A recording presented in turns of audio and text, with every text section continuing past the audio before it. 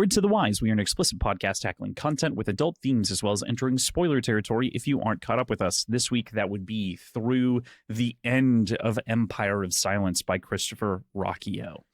Yeah! Woohoo! Beyond that, we are sponsored by Beer is the Mind Killer. You can go check him out on Etsy. You can use our code MADNESS to get 10% off any of the various nerdy merch. He's doing a number of very interesting new foil runs for a couple of different things. Go check those out. It's really great. Hey there, this is Kross. This is Josh. And we are Words and Whiskey, a podcast for veteran and novice readers alike. We tackle fiction novels and love to talk about what we're drinking. You should think of us as your intoxicating weekly book club. We finished a book. Yeah, finished a book. Well, we've finished a book before, but we finished a main podcast book. True. Yes. An actual main feed book. That's wild. Yeah, and that's a long one too. It wasn't a short book. No, this is a beefy boy in a lot of different ways. Like, covering this in 8 episodes feels right for the pace of like how we do this, how we've been doing the show together. This probably would have been 10 episodes, PJ. No offense, no claim, but or in his defense, like, though, PJ, he's so high up there. It takes the words a long time to get to him. You know, it does, especially when you hold it so low because your hands are also so long. Travel exactly. It moves so slow, and the space between his ears. You know, like there's just a lot of. He's a really fast reader for an int, so you know it's. Let it be known, at time of recording, PJ started at the same time that we did. Actually, a couple of weeks later. He is in Demon in White, the 3rd book, having also read the 2 novellas. And he read this one twice before he moved on, right? Yeah, right. Yeah. He probably listened to the first episode, and you're like, PJ reads kind of slow. And he's like, "Oh, fucking show you slow, fucking show." I think I made mention of this, but Apple, like, on iPhones launched the new backgrounds feature or whatever, so you can change the background. And when he started reading the book, I changed it to the first book because I was like, oh, you're reading it. So now he updates the background every time the book switches and just sends me a text message at the same time. So I see that it changed. And I'm like, oh, God, he went through Queen of the Ashes in a day. Like, he was. Oh, my God. Yeah. That's a short. I mean, it's only like, I don't know, 3 hours of audio. So it's not that crazy. But hey, I'm really excited to hop into those novellas. Yeah. Anyway, we'll talk more about some of the general thoughts here in just a second here, but just for everyone of who may not know, today is our 8th episode talking about The Empire of Silence by Christopher Rocchio. We're reading Demon Tongued through quality, which should be noted. We skipped at the end of last episode Demon Tongued and tagged it into this episode. Yeah, because somebody didn't take notes and got a little drunk at the very end and was like, nah, it's a good place to end. Hey. Somebody's got a little drunk at the end. Yeah. God, I started talking a lot about St. Augustine and just kept downing my cocktail, and it was like, oh, hang on. I was here for it. I was like, keep going. Talk about a different saint. I don't know. How far does this train go? With that, Josh, I don't want to get too deep into your overall feelings too far here, because that's going to be the whole point of our wrap-up episode, of course. Of course. But like high-level vibes, how did you feel about the read? How do you feel about this section? Kind of hit both. This whole book was very, very good. It's not like it hasn't passed into my like top of all time, but I could see this series becoming one of my favorite series I've read if it keeps on this trajectory. I've mentioned it's a little harder for me to get into sci-fi, but I feel very invested in this world and this book and these characters. The ending of this book was a little underwhelming to me, but not. I would say not a letdown, but underwhelming. If that makes sense. Like, I don't think I was really. There's a part of me that assumed it would kind of end like this. I think that this whole book is a series of inciting incidents. Then you're like, oh, and here we go. and then and the end of this book felt like we're finally at the inciting incident. But there was some really cool stuff in there. I will say, as far as the section goes, you know, nobody reads completely in a vacuum, right? Our lives and stuff affect how we read things. I will say that this is probably, besides the section where Hadrian first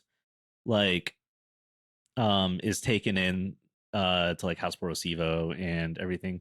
This was one of the sections that like took me the longest to kind of get my brain to be like, hey, listen to the book. Like I found my mind wandering a little on it. There was some really exciting moments, some cool little reveals, but also like I don't know what it was. It just wasn't gripping me as much until it did. And then like I don't know. But I liked it. But maybe I'm just a simple man and I prefer sweaty men in coliseums over political torture. I don't know. Hey, very reasonable take. I definitely understand all of that, and I agree. What's or I definitely agreed on my first read through. I feel like on rereads though, this is some of the most compelling stuff in such an interesting way. Okay, yeah. And obviously, like I'm not going to get into full spoilers. It's not even that there are like big spoilers here to like kind of get your teeth into. But I think in hindsight, some of this stuff is explained more directly later, and it's like, oh, I didn't latch on to that right away. You know what I mean? Like I didn't get like I think I wrote this very early on, but like we get the idea of like the tenses and sort of the gendered pronouns and like how that works from the Cielson side. And upon reflection of like this first serious interaction, it's like, oh, he had all that there right away. Yeah, and I definitely got the kind of vibe in this section that it is one of those sections that's gonna hit harder on a second read through later on down the line. And again, I don't want to like poo on it. It was a very good section. I was having a good time. It was like definitely well done, enjoyable. I was still sucked in. But like, as far as the climax of a book goes, it's an interesting. There isn't a climax. There isn't a climax. Does not follow rising action. It doesn't follow plot structure conventionally in any. Yeah, and like I should be more used to that in my sci-fi and fantasy. It's very reads. Blade itself. It's very Blade itself. Yeah, exactly. I was gonna say the Blade itself. My biggest complaint with it is that it doesn't actually have an arc. It just sets up everything for all the amazing arcs in later books. This one seems to have a similar vibe. With that said, the Blade itself is so fantastically written, and the characters are so compelling that whenever you come back to it, it's just so really, really good. This one I feel is probably the same. Like I will say the writing is like tasty. It's very, very like smoothly written. The moment to moment is so greatly paced. But like the whole story is like the story as a whole contained within this book is a little confounding, right? Like, but hey, me and you have talked about it. Both of our favorite series of all times that we grew up on is Wheel of Time, and that book starts at the beginning of book 3. So that series starts at the beginning of book 3. So I want to say all of that as we're in an intoxicating weekly book club. I gotta say my thoughts, but I want to be clear that they're not like, that's not in the negative. That's just me being like, I'm so wondering when we hit more classic book structure, I'm wondering like every time I think I get a grasp on like, all right, that's the arc of this story. That's where we're headed. They're like, no, but also not. So I'm very curious, kind of like, have we landed much in the way that Blade itself kind of like by the end of that book, you're really in kind of the momentum of the story? Is that where we are? Or is chapter 2 of Howling Dark? Yeah. Is chapter 2 of Howling Dark going to be them like, and like, are we at this point in the series? I would not be shocked if they pulled an Alien 3 and just the ship got destroyed and all the fucking Cielson died, and then it's just Adrian back to being homeless on a different planet, and we're still trying to figure out no aliens. Yeah, like when does he become half mortal? We figured out why he's called Demon Tongue, but he's got like 10 other names we gotta figure out, and he's just back on the streets. He's joining a new Coliseum. God damn it. Not again. So I Polino really dies off screen. Yeah. Volca dies off screen. Yeah. No, I could dive in more on those thoughts, and like I want to express the slight underwhelmed feeling I had with it, but I also want to state that that's not necessarily a negative. I think it's like it's a feature, not a bug. It's just a feature I haven't quite figured out how to use yet. Yeah, but totally I'll save fair. a lot of that for PJ. Yeah, to kind of give a little bit of a section kind of response as you were kind of addressing those things and talking about like the overall like climax and arc. Part of me feels like the story sort of, if you look at like the last third-ish of the book, the escaping the Mataro household kind of becomes the plot. Rather, but also there isn't exactly an escape plan. So it's not as though he's actively pushing against that so much as it is he falls into an opportunity to escape it through action. Like he's an active part of the story, but like he doesn't see it as an out. He's a very reactionary like lead character, and he just kind of, I think I mentioned maybe in our last recording, like everything that happens is just Hadrian making a bad decision, and then it's his own fault a little bit. Then we talked about like Gary Stewism and like how it's interesting that he gets lumped into that because he's so bad at things. Like, I assume he'll get there one day, but like,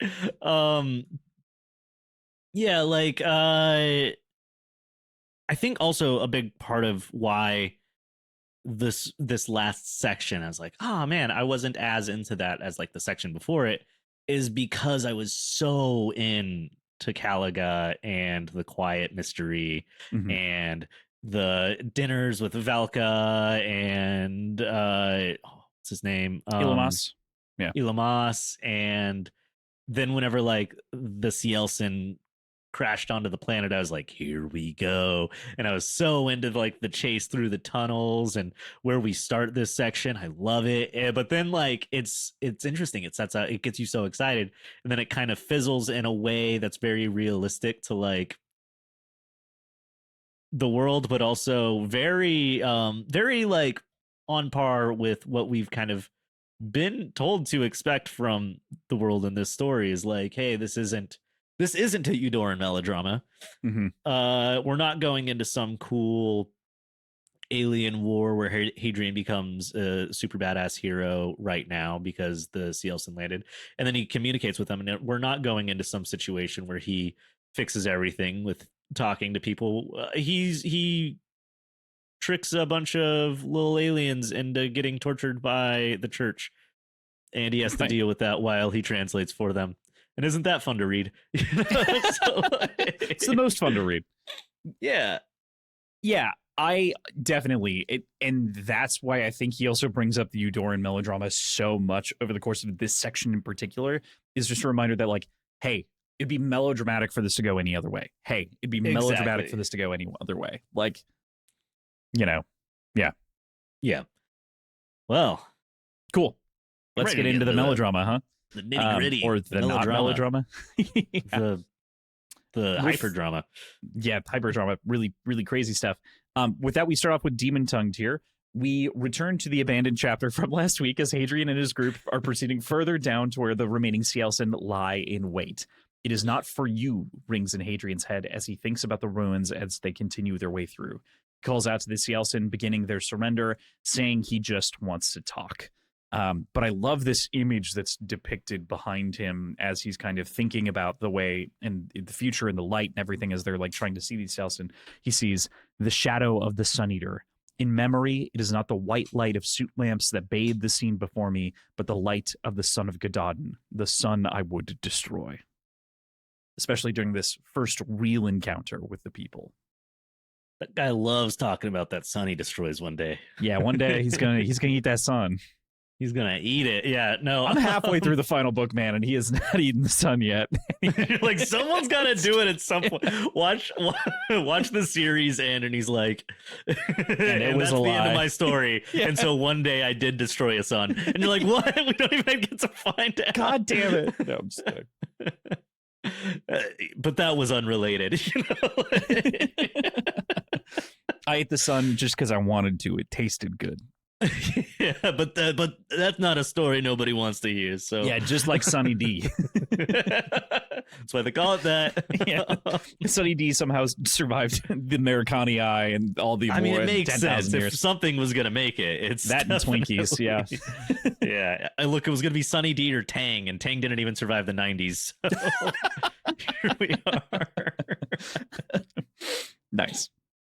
Yeah, whenever he started bringing up the like suit lights being like that sun cast backwards, I couldn't help but roll my eyes a little, not at Christopher, but at Hadrian. I'm like, bro, you're so dramatic, you keep bringing this up. We're in something's happening here. But let me see what's happening. Stop talking about the sun blinding you. Like, he's writing this book and he's like, let me tell you about how I destroyed a sun. You're like, yeah, I'd like to hear that. He's like, but first I got to tell you about my childhood. And you're like, that's okay. And he, every time he gets to something interesting in his childhood, he's like, did I mention I blew up a sun? I'm like, yes, we've been over that. I've returned to that moment in my memory, the chill damp of that cavernous hall, the tension on the air, the way my shadow danced before my feet, cast by the soot lamps of the legionnaires, and Mamluk glones at my back, and then the shadow. And it's like, all right, buddy, chill out. Yeah. I love it though. It's so with it. I mean, today I've been naming myself little quotes here as I join the video recording. Today I am Josh, a walking literary cliche Ramsey, because that is one of my favorite quotes from this section. Such a great moment. He's very aware of who he is, but he can't help himself. You know, he couldn't then, and he can't now. I can't help but feel like writer Hadrian is maybe sometimes putting some of that back on him in the way that he says this. I tend to believe, though, that he said that in the moment, like later when we hop into that course. segment. Yeah. Such a good little bit. Such a good line.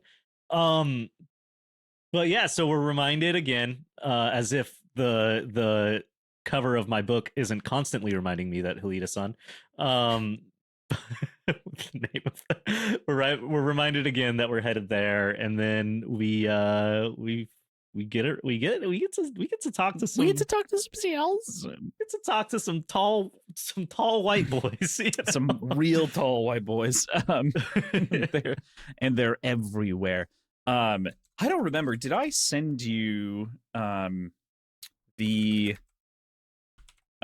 image of the Cielson from the cave from last week? Did I share that with you? Man, I was drinking cocktails right there with you. I don't know. Yeah, I don't think I did. So I'm going to text it to you directly so you can look at it. I probably should have waited to say that till I was done cracking my beer, because now we can't take the beer crack out even if we wanted to. Nah, we love the beer cracks. It's good. It's good sound effects. People know where we're at. They know it's real. Yeah, it's true. So yeah, I mean, they're massive, right? But like, that's the thing that I love about that, in particular, that High Matter books from the first book image with the big Cielson and sort of the art there. I believe done by John Barry Ballarand. Great little rendition, and I believe very it's intimidating. Pronounced John Jacob Jingleheimer Schmidt, but yes, his name is my name too. Yeah. The other one's Kieran Yanner, which we'll talk about later. Okay. But yeah, so big, intimidating creatures, and so we finally get to hear one kind of speak very directly, and we get sort of this address. Are you a soldier or a priest creature? Before Hadrian is invited to treat and to speak at the altar. There's a lot of different language used. This is sort of what I was saying earlier, where we get sort of the comparison with the feminine versus the masculine, how that works out from a language perspective of dominance, which is really interesting, bearing throats, things like that. What'd you make of the differences here? What'd you think of this? This is like Papa Tolkien, you know, kind of shit. Yeah, very Tolkien. I couldn't not think of Tolkien this whole time. The only thing keeping it from being Tolkien is if there was like a little break in the middle for a song. But if there was just like one little song, it would have been Tolkien. Yeah. But man, that like little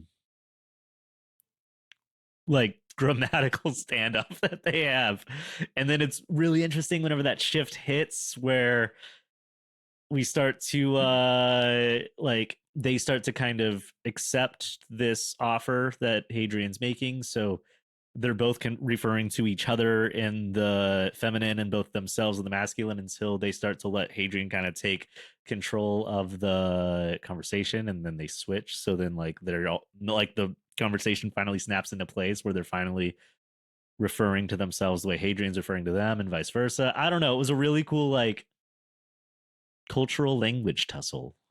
And, it's unique. I mean, Yeah. I haven't read anything like that, frankly. No, the final battle of this book is is a spelling bee. Yeah.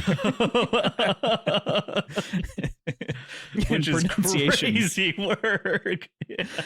Yeah, I mean, so many of these words, and I'm sure you heard them immediately on the audiobook, but kanasam ji okun ti koren tane, like there's just so much language throughout so much of this that it's like, holy shit. And like, I think in particular, you do get like a sense for certain things and the tones and like what those tones equate to some degree.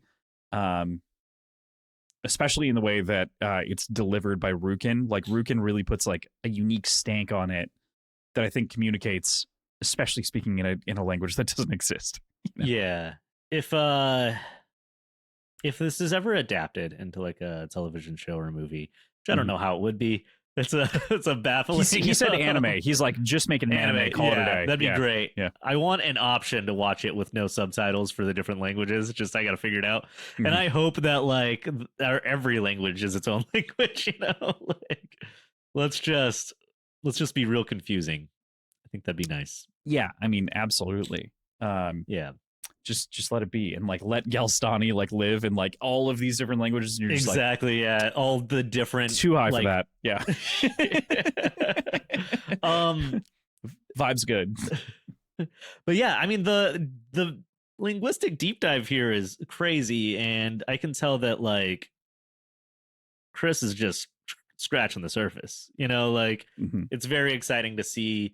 This is like purely linguistic world building for an entire chapter, basically. And that's really fun to see, really wild to see.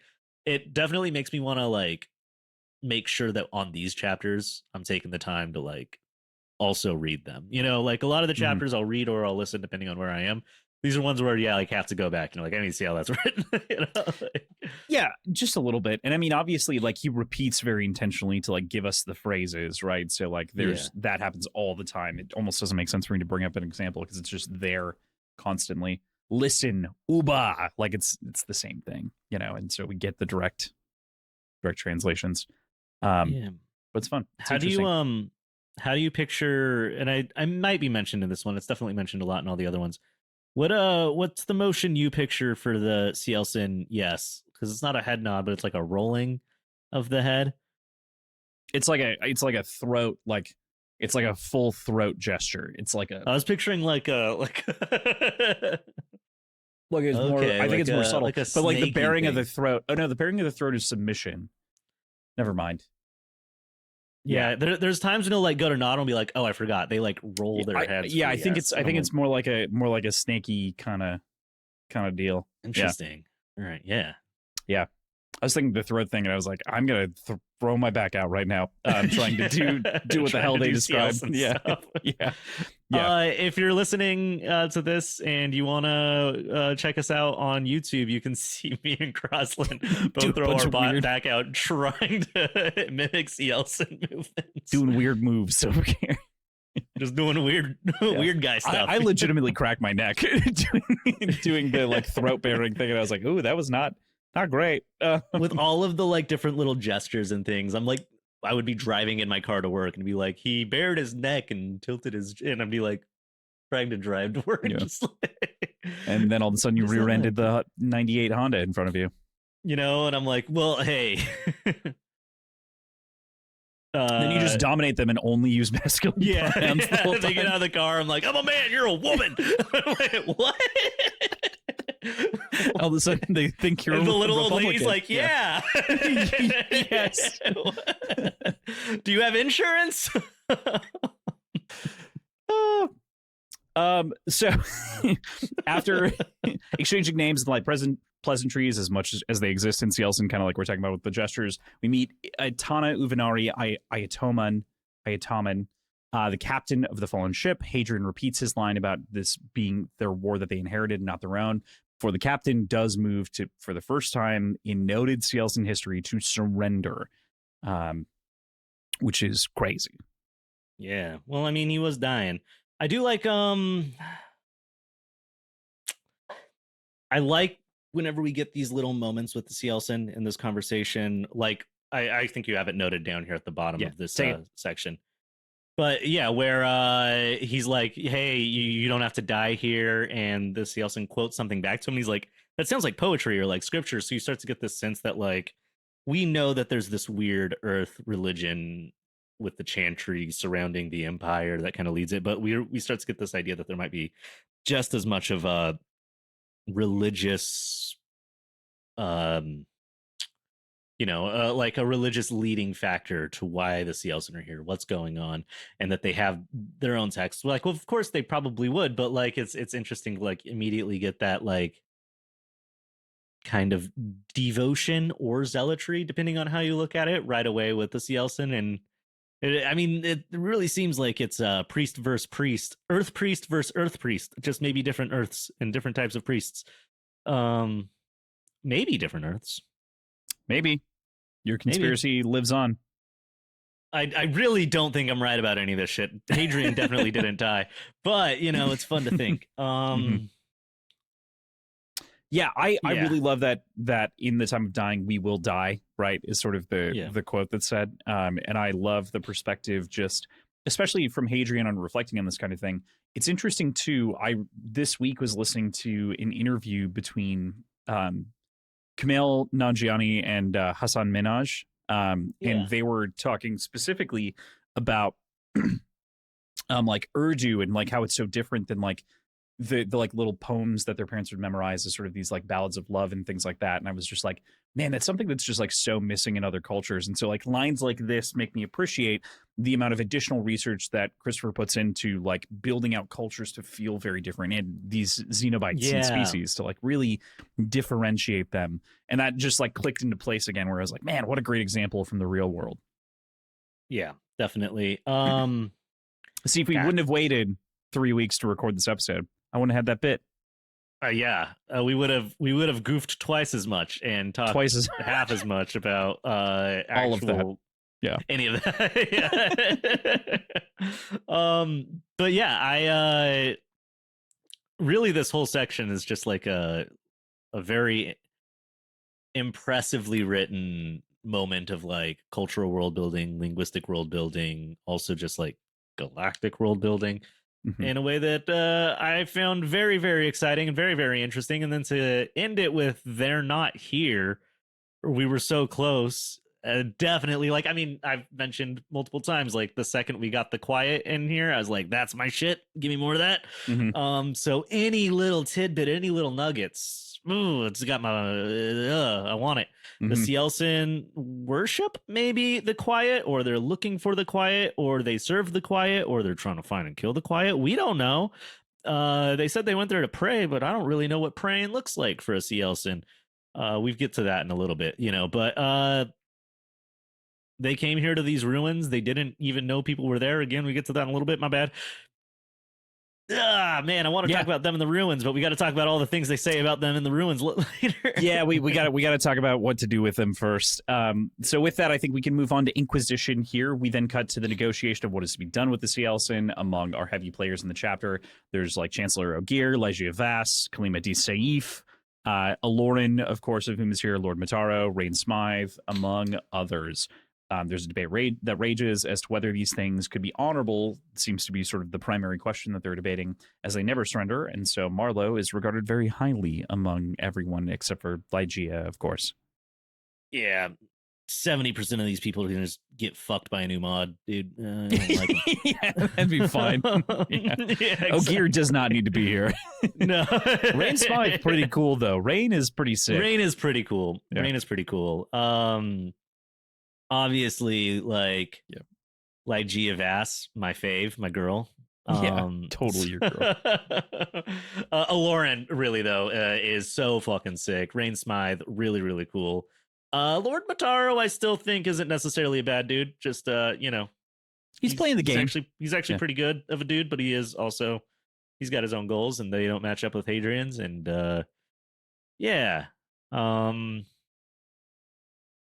who else do we have in this room? It was mostly an introduction of like, is there anyone else that you think is worthy of talking about? It's like a who's who of like a bunch of fucking names. Yeah, I don't even. Yeah, I know that person talks. I know that they kind of suck. Yeah, they're kind of around in the background as sort of like a high higher than representative. But Klima D. Saif and Aloran, we haven't mentioned as far as like, the satrap. Aloran is cool. Man, I really thought Lygia Vast might have played a little bit of a bigger role. Still has an opportunity to, but she was mostly just like annoying and unhelpful, and then got a lot of aliens tortured. But yeah, what are you gonna do? What are you gonna do? Yeah. There's a measure to be taken among them. There are different political weights versus the strategic assets that form the basis of the argument between, the opinions of what to do with the Cielson, right? Rain ends up siding to extract information, however, and seems to like sway the entire conversation her way, which sort of shakes the satrap lady D. Saif. I really love this quote, and I had to take it down. I believe it's from Hadrian. When we think of war, we imagine atrocity as only a feature of the battlefield, a thing of heat and fire. It is not. Atrocity is wrought by quiet men in fine rooms over pitchers of cool water. Strange little men with ashes in their hearts. Sans passion, sans hope, sans everything. Everything but fear. For themselves, for their own lives, for some imagined future. And in the name of safety, security, piety, they labor to found future heaven on present horror. But their kingdom of heaven is in the mind, and in the future that will never be, and their present horrors are real. Yeah. Yeah. Honestly, that's probably the most I heard that line from you just now. There's something about this chapter that I was going to bring up that all 3 times I listened to it, they're like arguing about what to do with them. They kind of get to where they're going. And then I start thinking about like, man, what am I going to cook for dinner? Yeah, potatoes? I could have potatoes. This chapter lost me like every time. I don't know what it is. Yeah. It's not a super long chapter, and a lot of it is sort of this debate that I do think it gives us some characterization, mostly on Smythe's part. I think like a lot of this serves to build out Smythe, a little bit of the opinion of the satrap and sort of like what they would do. But otherwise, like it's a lot of people just kind of jibber jabbering. But this in particular, like hits in like a deep, profound way to me, just because it is like more of a, okay, so yikes. This is the way that all of life goes. This is what's happening right now in Venezuela. This is like, it's the same shit everywhere all the time. One thing that I haven't pointed out that I feel like I should is Christopher Rocchio does quote directly a couple of times from one of his favorite movies. I believe that he said Kingdom of Heaven by Ridley Scott. And even modeled sort of the idea of the masks after the primary villain of that movie / antagonist is maybe a better term. And this feels like a quote ripped from that character. Definitely. Very much isn't, so. But it kind of feels like it. So 100%. Yeah. Man. I like this quote a lot. Mm-hmm. I think just I keep thinking about like things from this chapter, and I'm like, that's the follow-up chapter. Yeah. Where they get back together to rediscuss things. Yeah, exactly. And that's the more interesting chapter, to be fair. Exactly. Absolutely. Yeah. But I mean, it's an important chapter. It has this really good line, this really nice kind of section that kind of peels back the layers and looks into the nature of war and atrocity and othering people and finding ways to use the fear of the masses to further their own goals, regardless of who you stomp on. And they're just little fucks. Like all these people suck. And that's what Hadrian's saying. Like exactly. And he nails it in that regard, but that doesn't mean you care about it. It's not that I don't care about it. It's that I think I'm dealing so constantly living in the world with all these little fucks that are pulling this shit that Hadrian starts talking about. I'm like, yeah, I know. Dude, I know so hard right now. I'm like, bro, trust me. I get it. No, it's I like this section of this section. But yeah, I think I just got more to say about Pale Blood. That's fair. Personally, I do think it's important before we leave this, just to bring this up from a factual standpoint of what happens here. This is also where Hadrian sort of offers himself to be a like translator and like interrogate and have those discussions and kind of open a dialogue. And then it gets flipped on him by Ligeia Vast saying, no, that's not going to be what happens, but you will be the translator. And Mataro is like, absolutely, you will speak to them. You wanted that. And he hits us again with one of those, you can't, but man, Hadrian. They cans again. They cans. They cans and they wills. Yeah. That dude loves playing himself into shitty situations. You wanted to talk to Demons Boy. Yeah. Damn. You can also definitely, by this point, you can see Balian is just so fed up with this. He's done trying to be like nice and accommodating. He's like, you keep fucking me up, man. You killed Gilliam, and then you're making my daughter all sad, and then like now you're trying to talk to aliens. I could have just had dead aliens, and everyone would have been like, "Hey, Lord Balian Mataro took care of the Cielson threat. Now, wow, he turned back an invasion, and everyone would have thought I was cool." But instead, you brought him home for dinner, and now I got to deal with this. Like, and he's they eat humans. Yeah, and sometimes, maybe even in this next chapter, a little bit. So I do think it's interesting, kind of funny seeing Lord Mataro just kind of like not lose his cool, but he's so fed up. He's so done. And I don't blame him. I don't blame him one bit. I think seeing he lost his cool is totally valid. I think that he kind of did. I would go so far as to argue, yeah, he did. I still think he might have lost his cool. I still think he is cool a little. But. Oh yeah, and again, to your point of what you'd mentioned before, like part of the strength of Balian Mataro as a character is that it's like you can kind of agree or see where he's coming from. At the very least, like that's the strength.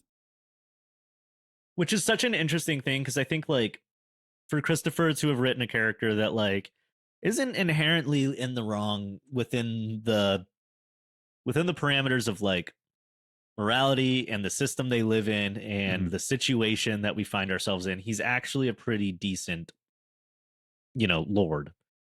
Yeah, I think. Not great. I mean, take a look at Imesh. There's people dying in the streets of the Rot. Like he could definitely be better. But yeah. He's no Alistair Marlowe. Definitely not. And we've got like a decentish guy who's kind of trying to do right by Hadrian while also trapping him into a bit of prostitutional slavery here. But he's like not totally a dick.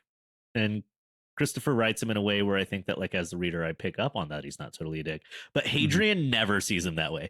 Like, it's interesting to give us, the reader, that, well, Hadrian's like, this guy's, boy, does this guy stink, And I'm like, Hadrian, he's your best option you've had ever, actually. Like, better than living on your shitty water planet with your dad, better than becoming a torture priest. Honestly, like, better than getting kicked out of a cryopod by pirates. Like, this is the best you've had it, kind of, and your internal monologue about this guy is so negative, but I digress. And I think that's like the future looking back, right? Like, I think that's, I don't want to say it's a flaw of the story, but it's a feature, not a bug. Like, it's a big difference between Darrow and, I almost said Christopher's characters, Hadrian as characters, right? Like, that is a complete, like, difference, is being in the moment in first person as opposed to this sort of like epistolary backwards looking. Yeah, definitely. Yeah. Style. Okay. I'm with you, though. Mataro doesn't deserve that. You want to cut up a Xenobite? Yeah, let's do that. Pale blood. We approach a very strange scene, one of Uvenari tied to this X cross that I shared an image of with you from Broken Binding, done by Kieran Yanner in their special edition. It's really excellent. The sterilized room feels odd, especially as the Cielson laughs until it sees Marlowe screeching about the promise that he had made about Sanctuary. Agari, the Inquisitor translator, is surrounded by a number of Cathars as well in the moment, begins to interview through Hadrian. Hadrian asks simple questions about why they've come while he repeats himself. They take off one of Uvenari's fingernails. Hadrian freaks, saying more in their shared language, but that draws further ire from Agari as this interrogation scene progresses. Yeah. This warning, this may be a slight spoiler for, I believe, page 3. of the first book of the First Law, I was like, man, we're like back in Glocta shit, you know, like, but less fun. This is some like brutal torture to be reading, and as somebody who is also like concurrently with this, to kind of hold myself over between like episodes, because I want to just blaze through, but I'm not allowed to, and you can only reread so much before you start going insane. I've been like re-going through the First Law trilogy, and man, I was just expecting them to be like, confethin, please, Uvenari, you know, like, tell us more. Man, Sign really the makes paper. you feel bad for the 9 foot tall devil monster with blood red crystalline razors for teeth that eats people. Damn. Yeah. I didn't know that I could deserve that though. I don't know that anyone deserved, but maybe I don't know. Shit, maybe Ligeia. It's important to say that, or maybe it's not important, but within the context of the story, Gene Wolfe is a big inspiration for a lot of this, as sort of read through, and his primary character Severian is a torturer, so there's a big element there to some degree. I do not believe at this point, man, I'm confusing details at the moment, so some of your fans, please feel free to correct me, but don't lambast me, please. Like, allow for some grace here. I believe that he had read the book, get his ass, before Empire of Silence came out, not when he originally wrote Murdered Son, but I believe that he had read at least the first book before he wrote this, and so there's a little bit of that tucked in here, in part because that's the character of whom is a torturer, a la Glocta. But very good. Yeah. Well, it's gross no matter what. Ugh. It's a well done, effective torture scene. Which is to say, I did not enjoy it. I do like one of the man, Cathars? Cathar. Yep. One of the Cathars gets too close, you know, and I like the line in there that kind of harkens back to the beginning of the story, where it's like there's a crunch, the Cathar screams, blood dribbles down Uvenari's chin, and then just the 2 fingers pop into its mouth, and he eats them. And Hadrian being like, yeah, in that moment I realized my definition of cannibalism or not cannibalism really didn't fucking matter. Like, that was they eat humans. Yeah, they eat people.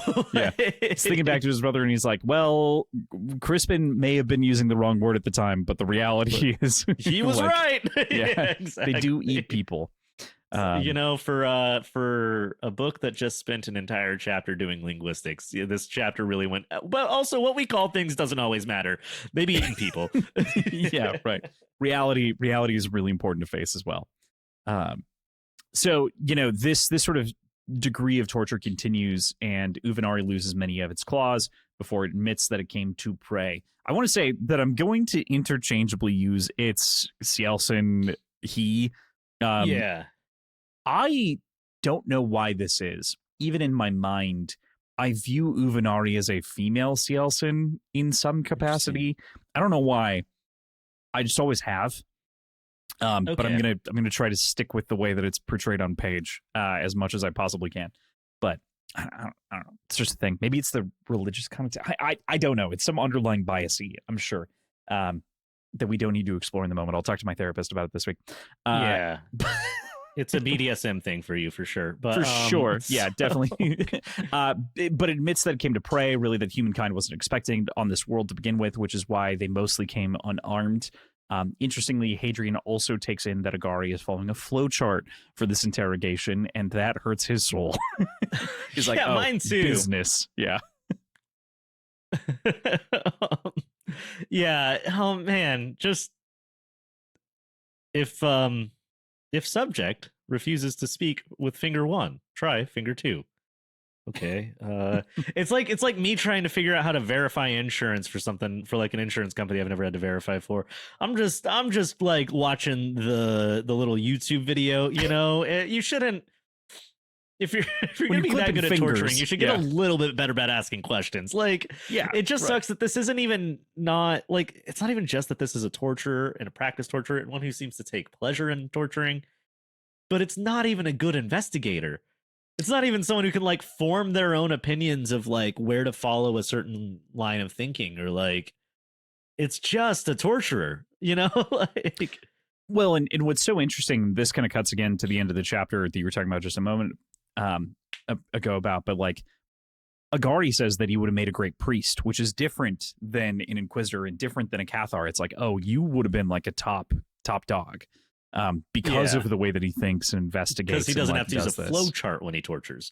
Right. Well, exactly. But also, like, it's so clear that Hadrian is so much more interested than this person is, and yet they're punishing this creature, you know? Yeah. And that's sort of the brutality of this scene, I think. And the reason that it stands out to me as I think about this book. Yeah. In whole. It's a really brutal torture scene. There's definitely like a level of hopelessness to it. I think that we had compared a little bit to the First Law, which if you've read the First Law, you know that one of the major characters is a torturer, like we talked about, and is very good at it and does a lot of torture, and it's pretty brutal. But the way how that book is written, I think that there's a certain sick satire to it. Yeah, it's disarmed. This doesn't have that. This just feels bad, which is really, oh man, like it's in a very effective scene. I also I mentioned in the last chapter I'd kind of be like driving and my mind would wander a little bit. This one snapped me right out of it every time. You're like, just back to wide-eyed, life. don't know how to blink. You know? I do like where this goes, where we get to at the end of this a lot. Well, first off, this is the first time that Uvenari mentions you humans are all the same. And I pinged it the first time for sure. Patting myself on the back that time. Actually, no, I'm mad at you for drinking too much on the last episode. Because you think you would have made that bet? I think I would have been like, they've met humans before. Well, I don't know if I would have made the bet, because I don't know if at that moment I would have realized it was such a big deal that they had. I'll drink for it. I'll cheer. Yeah, I do remember he was like, you humans are all the same. I'm like, oh, I wonder what humans they've dealt with, you know? Right. But I didn't really like think about the fact that that's a wild thing to say until Hadrian puts it together later. But yeah, we know that there's some sort of religious connotation to the ruins of Caliga now.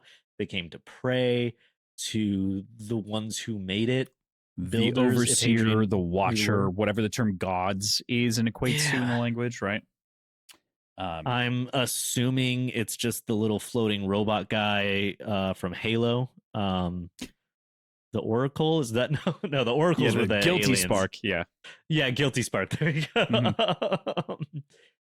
But yeah, I'm so goddamn curious about the Quiet and who they were and why they built everything on a bunch of planets and why they're gone and why none of their shit's left behind and why the Cielsen worship them and why the Cielsen have a ruin on their planet and man, there's so much in here that's got me going. I want to know about that, but instead I get to know about the goddamn Imperial torture system. Yeah. And they say, like, this is also the other thing that we kind of talked a little bit about earlier, but, you know, they built those caves, same as the one that they built on Sevatayu, which is their word for their earth. And we draw concrete conclusion on Hadrian's part that they also call their home planet Earth. Lowercase e, but. Yeah. So, the Earth is their Earth, just like us. I'm going to just keep throwing out predictions I know are wrong for fun. Sure. Same Earth. Same Earth? Our Earth. Their Earth. Didn't you make this bet already? I'll double down. I made a bet that they had a shared like genealogy at some point. So whether that means Cielsen and humans before we even landed on Earth are like part of the same alien. I'm going to make it a sub bet just for that. Cosmotic biology. This one, we know that the Cielsen are subterranean. What if these motherfuckers lived underneath the destroyed Earth after humans left? Ooh. Interesting. Subterraneanly. And they found ruins beneath the crust of the earth that were left there before humans even inhabited it by the Quiet millennia before humans, so deep that the humans never delved there. And before the dwarves dug too greedily and too deep, the Quiet left. So this is like shadow the sixth age is what you're telling me? Yeah, right. Exactly. What if the Quiet's just the Balrog? Okay, but where's the He got link? really into like glass blowing, and that's it. He just kind of like, after Gandalf defeated him, because he's also sort of immortal like Maiar are, as far as I'm aware, within the lore of Lord of the Rings. He probably was like, they were like, hey, do we send you back? Like Morgoth's ghost was like, do we send you back? And he's like, no, send me to the stars. I'm gonna do some glass blowing across the universe, and that's why there's nothing for the culture. It's just one Balrog going around making obsidian structures. Going, my work here is done. The entire greater and minor chorus left Earth and went to the stars, and this is the real foundation. We are no longer on Middle Earth. We are on Middle fucking Youch.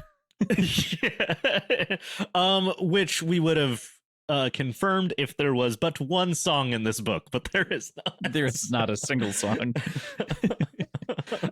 Even Red Rising had a song, and that's a depressing sci-fi book. True. The very beginning of this book does have a little bit of Cielson, I think, physically written out. Is that a poem? Is that a poem line? I forget. Actually, I'm double checking real quick.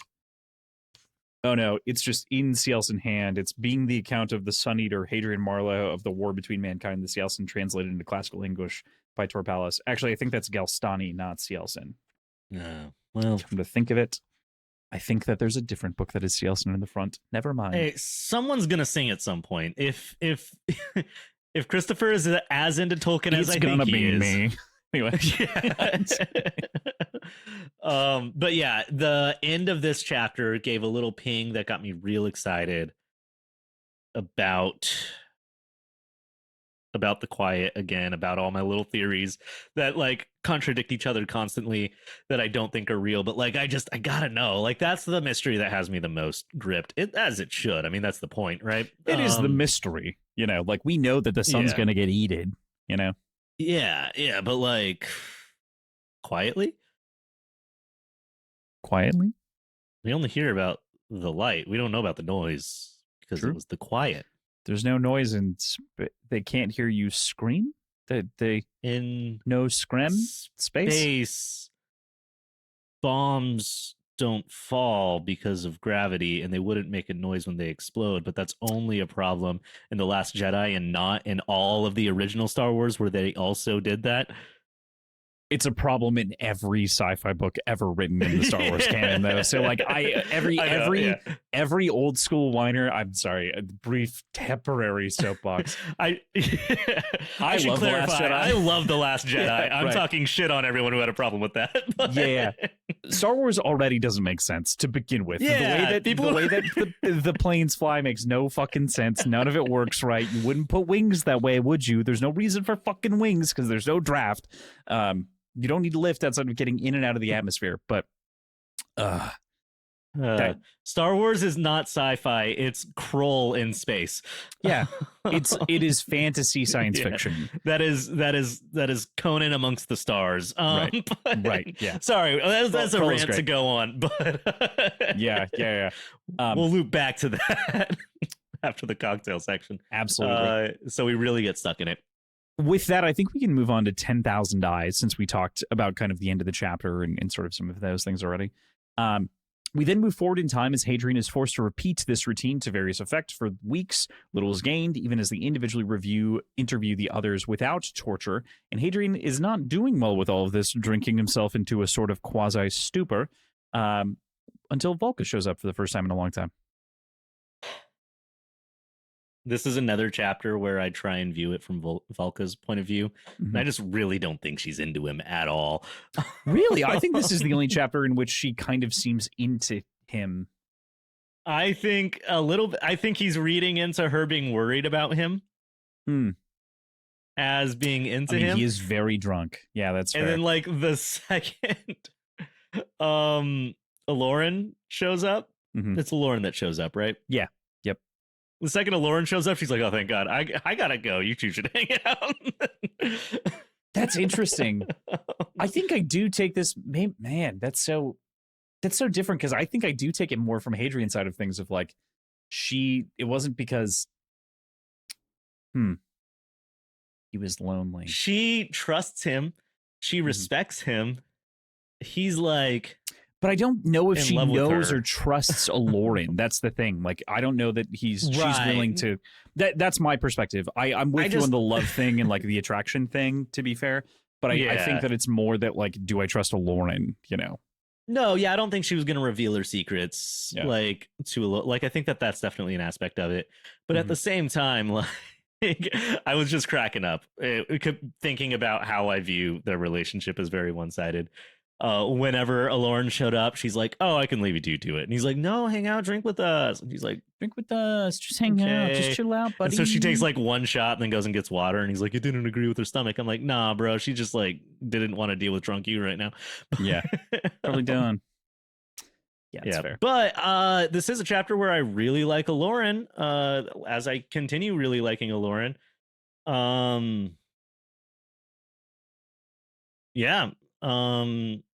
That is in this chapter that he comes to visit, right? That's not like the next chapter. Yeah, entirely. Okay. That's this.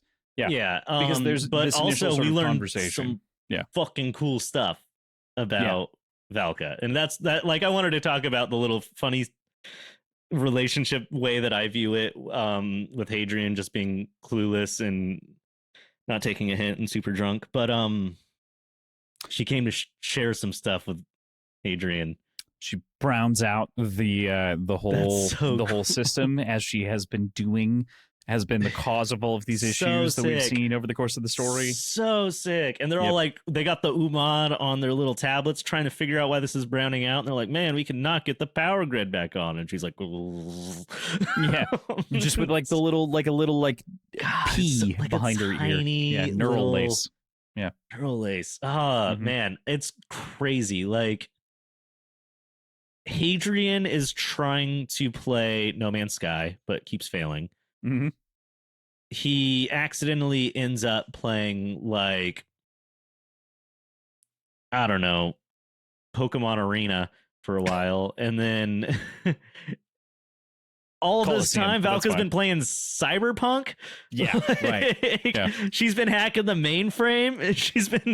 She's been crawling back through memories and shit. Like, I don't know what she's doing, but like, that's crazy. It's so sick, though. Yeah, it's so cool. I knew she was cool, but that was tight. And that leads to like a really cool, honest conversation too, that they're finally able to have again. You know, like, this is sort of like a real like outpouring of the way that they feel honestly about the research and the gods and things like that. Yeah. Gods. Whatever. Man. The quiet. Yeah. The quiet. I thought Valka maybe would have had a stronger reaction or interest to like the Cielson coming for the quiet. She certainly reacted, but like, also they get cut off by a Lauren shot. For sure. But it's one of those things, by like the time we wrap the book, we still haven't really gotten to like sit with Valka's revelation of that. And I hope that we get more into that in the next one. On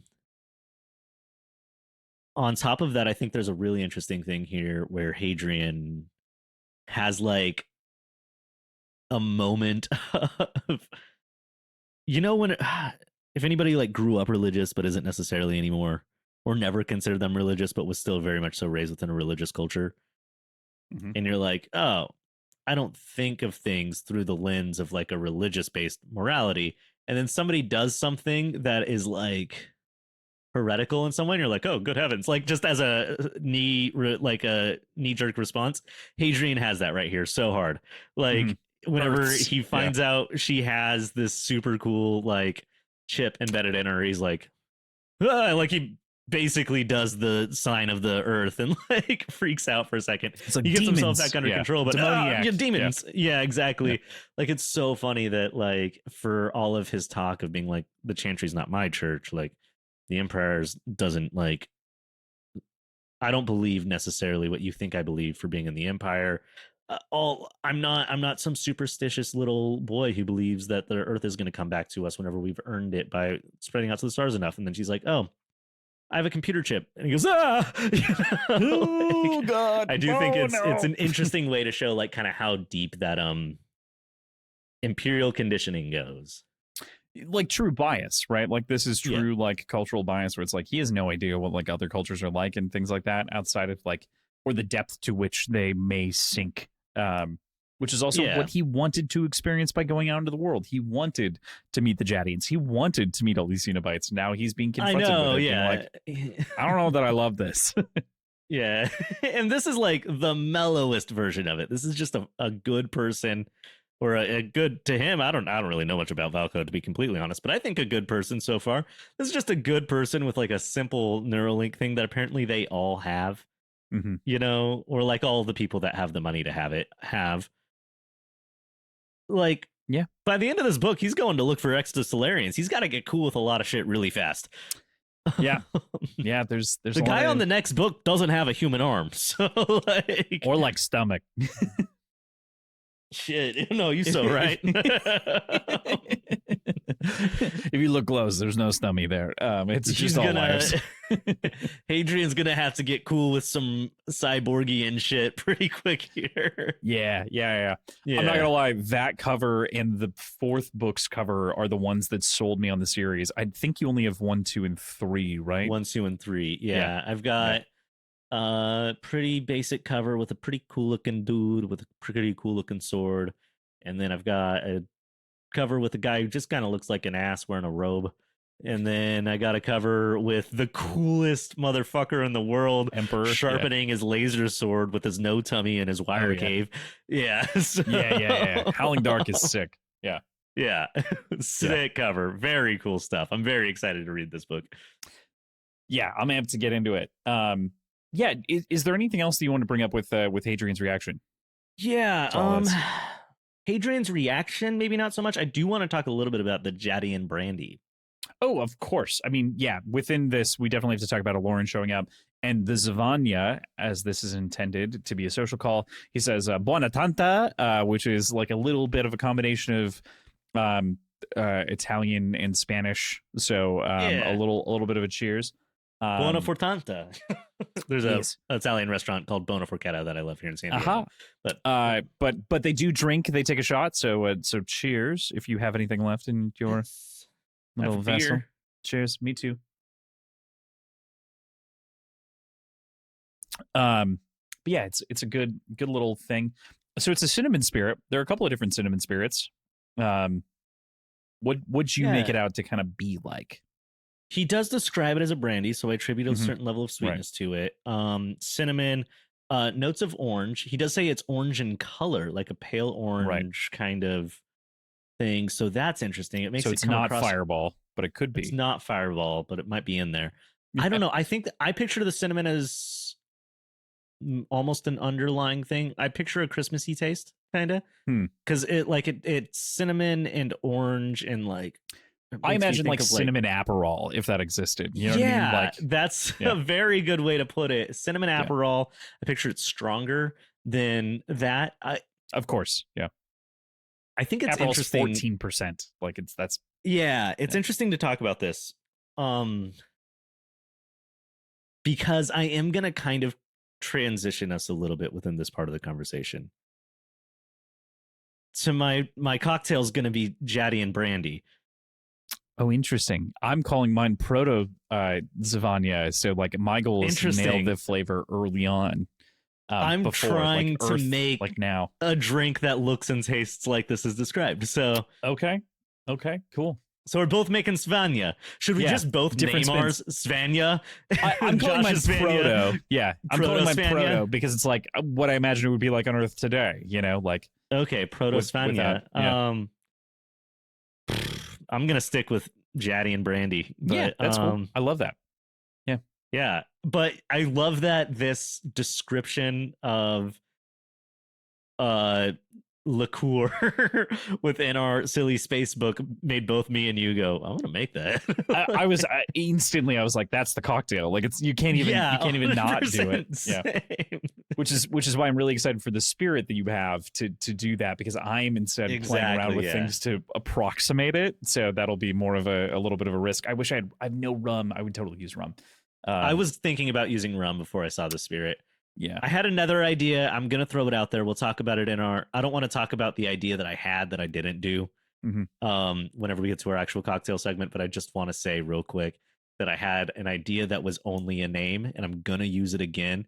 I just don't know when, and I want to say it here and now. I want to promise the people I will be making a Eudoran melon drama at some point. Oh my god, that's amazing! Yeah. That's so good. Eudoran melon drama. Yeah, I love that. That's just a promise from me to you. Sometime in the Howling Dark, probably. Absolutely, it comes up. Okay, before we fully leave this and go into the drink segment, though, there are two different things. One, Aloran's call is just a social one, as he says, and kind of approaches the pair of them. It isn't. In the end, there is an alternative motive, which is, hey, we want you without the Chantry to go in and talk with them. We'll give you clearance. We'll make sure that that's all good. You can go and just have the conversation on your own. And they have hopes to get more out of it for that reason. Did you have any reactions to Aloran being the one to deliver that information?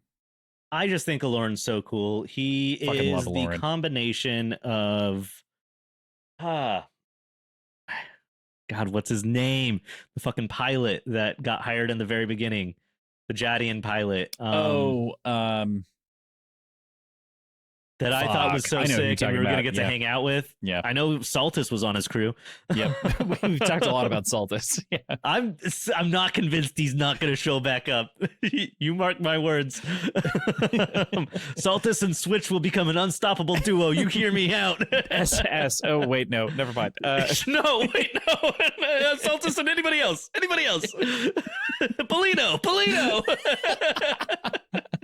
PS, that's way better. Yeah, PS, yeah, for sure.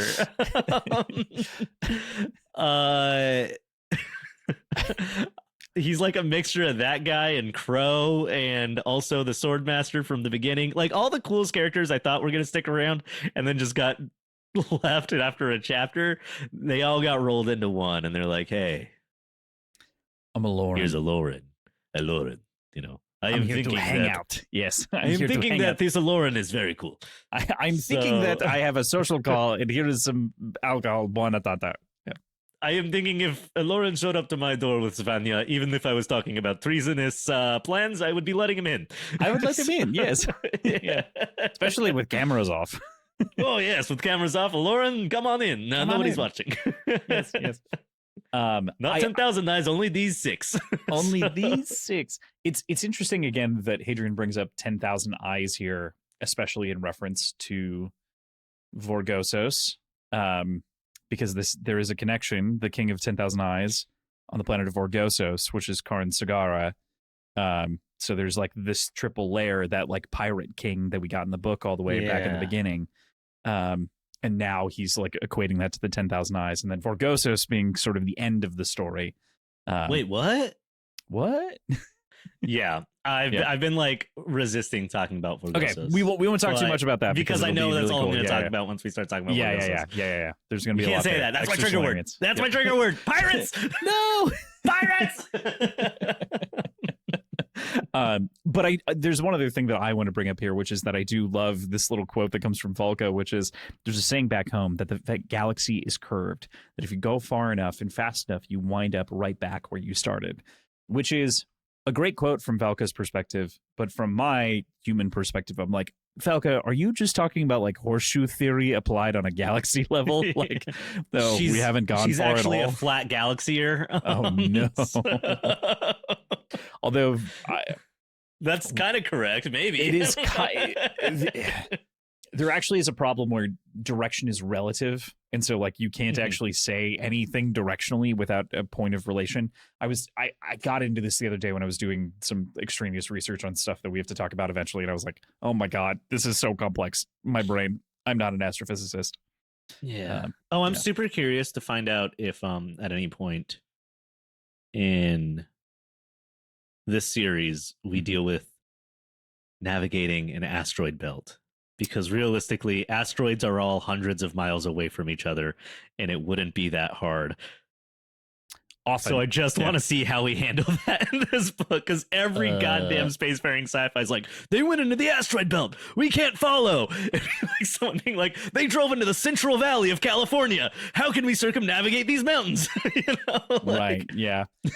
there are a couple of things that come up later in the series that I think are some of the best executed versions of those not that sci-fi concept, but of an explanation for a similar thing.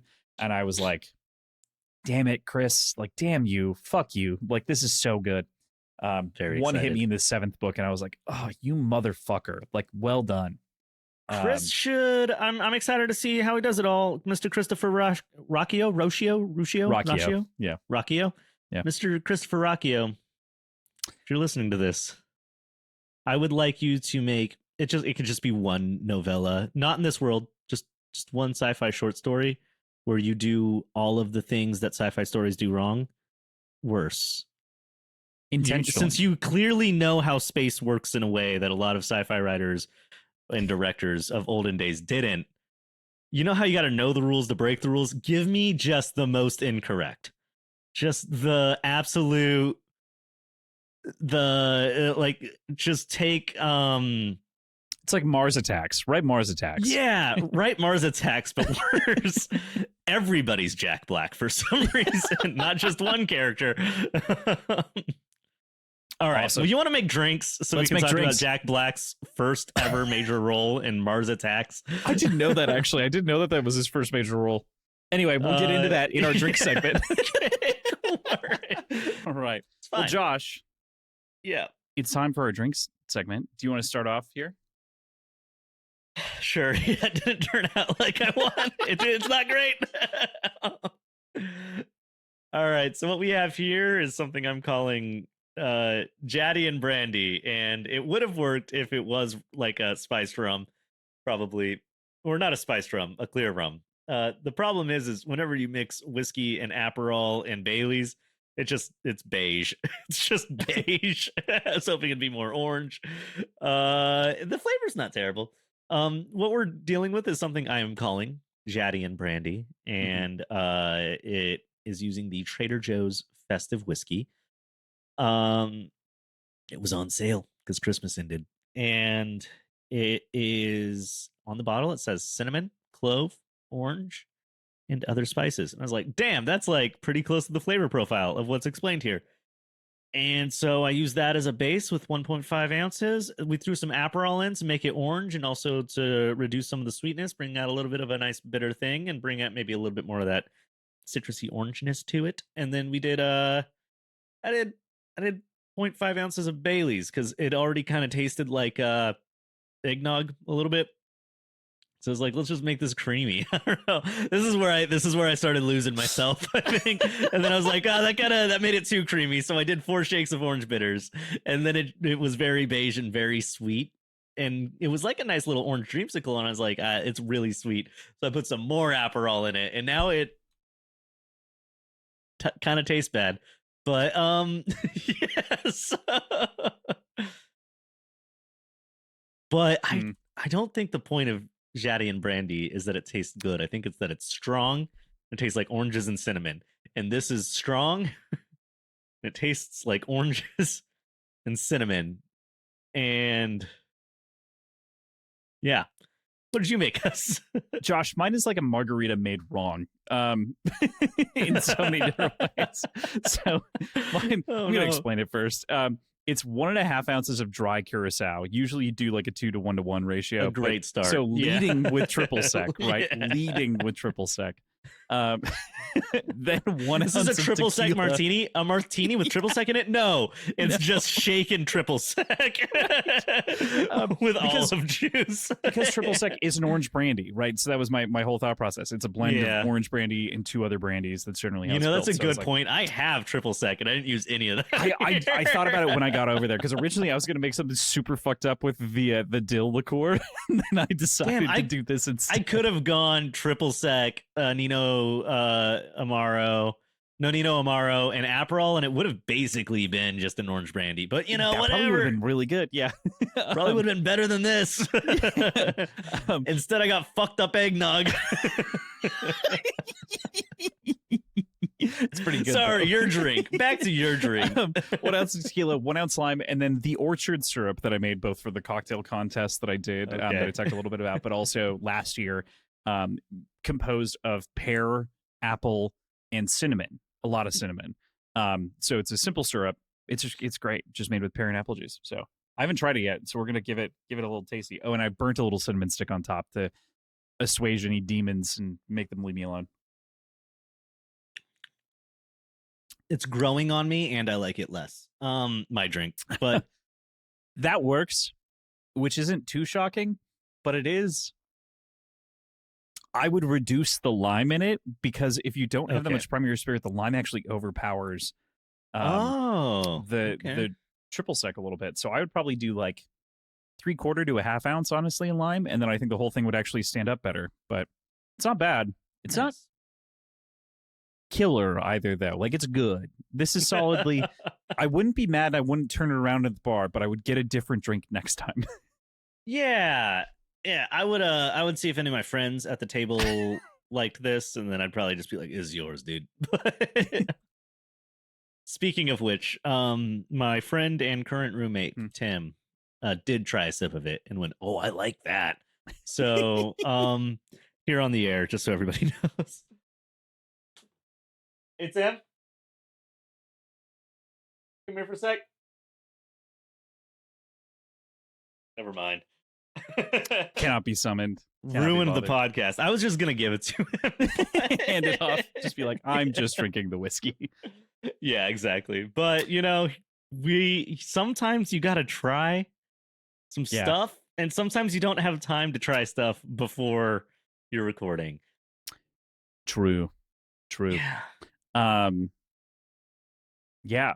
What was your back half or your front half beer / back half beer that you popped open? Oh, it's a tall boy, so it's both halves. Nice. We got an AleSmith. Ooh. Another local San Diego brewery. I think I might have had an AleSmith on here before. They're the official brewery of the San Diego Padres. It's called Party Tricks IPA. It's fine. Okay. Solid. Yeah, it's a classic IPA. It's a little thin in the body for what I prefer. It's definitely hoppy and bright, but like I like that like kind of sweet pine tree punch, and this doesn't really have that. It tastes more like a pale ale. But if you're looking for like a pale ale at the ABV of a normal West Coast, Party Tricks is pretty good. Nice. I've got a grapefruit goza from Wilmington Brewing Company. Solid. Little sour ale. It's just a 4.2% or whatever. Really nice and light. Really good. Solid. I also have with me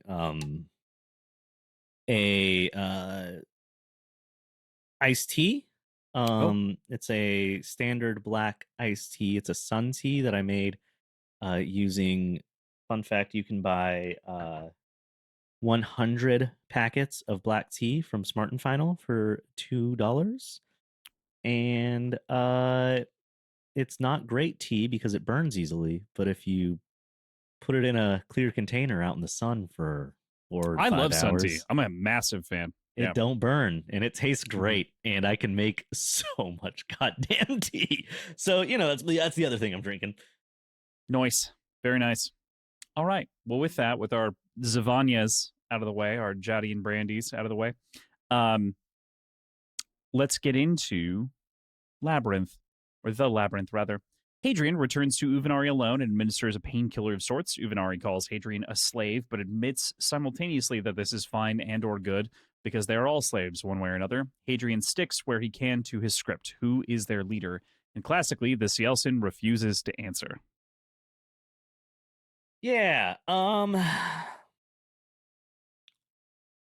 don't know why he thought that was just going to work, but I mean, we do get there. Eventually, yeah. Oh man, I'm seeing here that there's some stuff written down. Yeah, I got a thing to say about a quote that's pulled in here. That's we got polymath and scientist in the same sentence. Yeah, okay, okay. So there's a quote that said in the middle of a lot of the rest of this, in which Hadrian, throughout this conversation, is trying to explore philosophy and is thinking a lot of things and is diving in a bunch of different directions. And he's like, well, this isn't the time for that, blah, blah, blah. But he does say, ignoring a thing is not ignorance, and he who holds his silence is an accomplice every time, which is a quote from Johann Wolfgang von Goethe. You probably have heard the name Goethe. Many people have. Yes. Because he is a noted biologist. He's a polymath. He did so many things across a wide spectrum of ideas and beliefs. And just an incredible guy. He also, interestingly, authored Faust, the tragic play, not the original story Faust from the 1500s, but back in the 1790s, part 1 and part 2. The original Faust, though, was written by a Christopher Marlowe, of whom I haven't brought up until now because I thought that it would be fun to talk about at the same time. Which is interesting, of course, because that has to do with the Faustian bargain, with Mephistopheles, of whom is also another name for the devil. And what's the logo on the flag of the House Marlowe? A capering devil, perhaps? A silly little red guy. Silly little red guy doing a little dance. Anyway.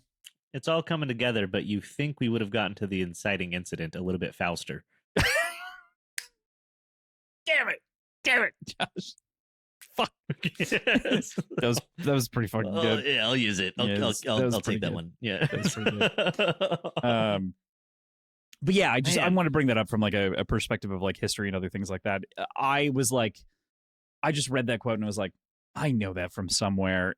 And when I was doing my initial read through, and I was like, okay, all right, that's where it came from. I feel like reading, knowing too many things and where they're coming from would send me down like a Pepe Sylvia style, like just yes, Josh, it does send me down every time. Sylvia style breakdown. For instance, I did mention to you earlier that I was like, okay, I did the outer chapters of notes because I know that there's shit that I need to research on the inner chapters of notes. Like it's like I haven't done Labyrinth or Merciers because I know that there are things. Very cool though. Also this Christopher Marlowe thing telling. The little capering devil. Mm-hmm. I like it much. Yeah. Also, this is one of those scenes that's sad. In the sense that I can't help.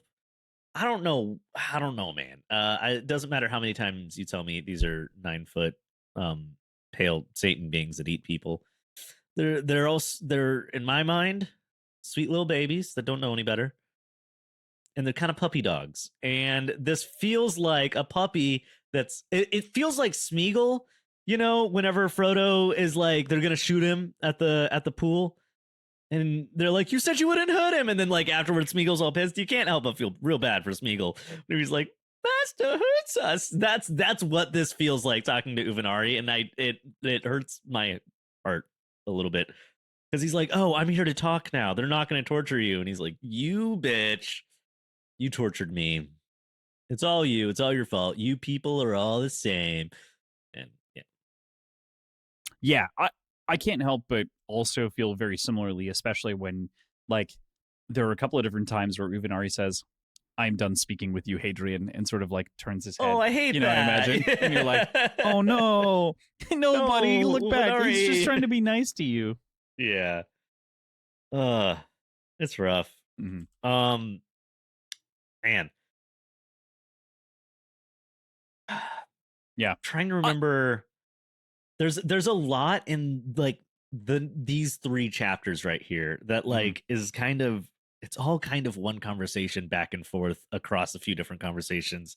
It's like multiple reveals from multiple sources, but all kind of within like one stretch. These are almost one big chapter in a way, kind of. Yeah, I would say that they really do kind of bleed together. The biggest difference, of course, being Merciers includes like a little bit of a segue with Valka, and that's it. Like it's just like a small section, but otherwise, yeah, for sure, these all do very much bleed together as sort of this solid plan.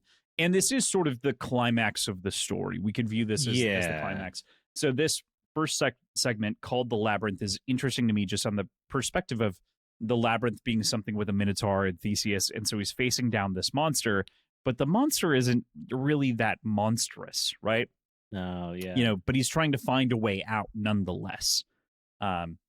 So, he's still trying to work his way out. Before I skip over this entirely, I do want to mention, it's a great quote here.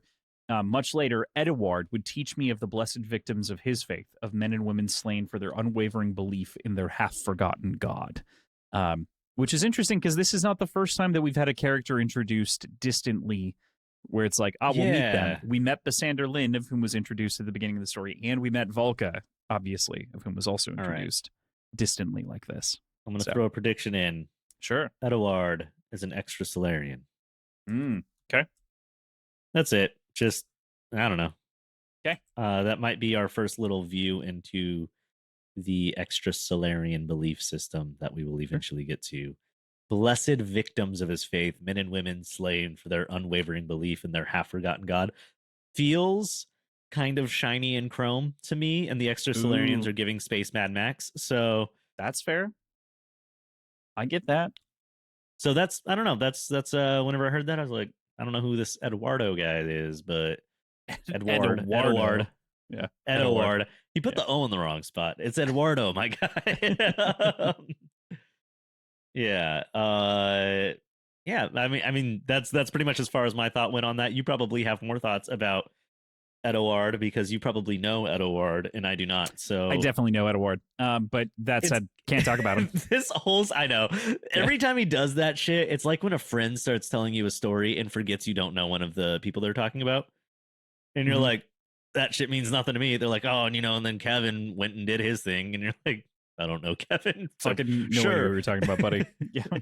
Anyways, you were telling me how your dad died, right? And yeah, so it's just like...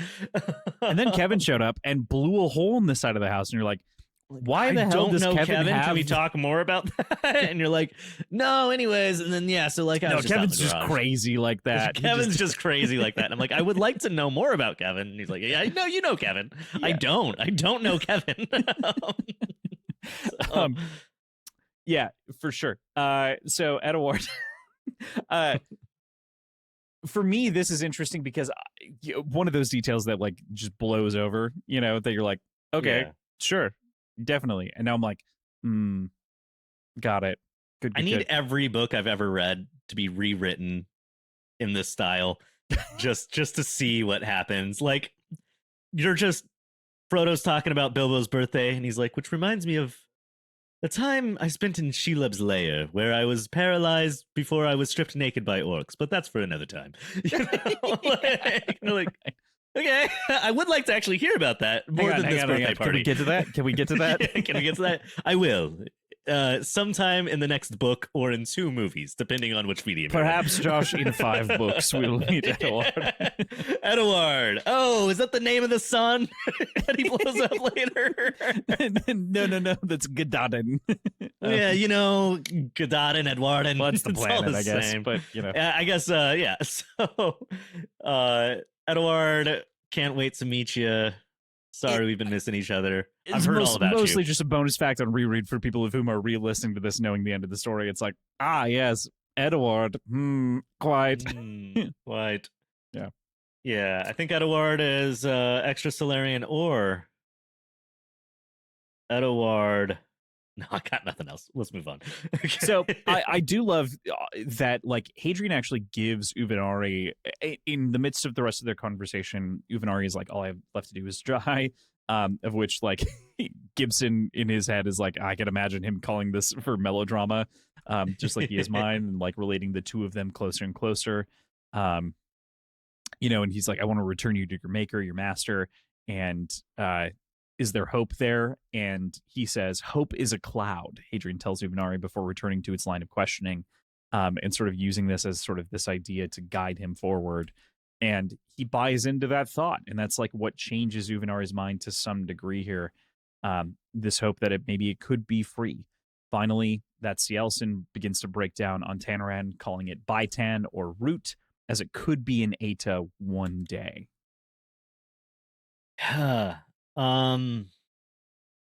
We started getting a little bit.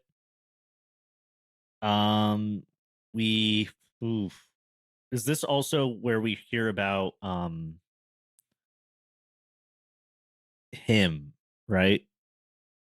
Yes, this is the first time that we get like him, but we don't really get like a full name because Uvenari is unwilling to give up Aita, which we then go in the next chapter to talk about Aita. Those just a little burp burpy between boy. friends. Yeah. The bouncing back and forth between these conversations is good storytelling. It's incredibly frustrating to me as a reader, especially like going in to talk about these. I'm like, oh, Titan, Root, I have something I want to talk about with that, but like, that's I'll probably talk about it later. I think it's fair to talk about a little bit of that with Mercia's, just because it is sort of like an informative piece here, right? Like, yeah, it's a definition of a word, and to like try to operate on a partial definition when you don't fully know, like, is one thing. Obviously, the reveal's a big deal in the next chapter, but you know, yeah. I don't know, So it's a crazy thing. Maybe before we talk about that, let me give one other quote here, and then we can talk about Baitan specifically and Aeta. However will I get out of this labyrinth? But I had to keep walking as Theseus had, always forward, always down, never left nor right. I was complicit in these horrors only as a fox is complicit in the hunt or the rabbit in a dog race. I sought escape. I don't know, that like the rabbit in a dog race thing like really lands as like a quote even for me these days. Like, I know what you're talking about. You're talking about greyhound races. Okay, sure. There are two of those left in the United States. It's not like a good metaphor, I think. I don't know that will stand the test of time in a larger way.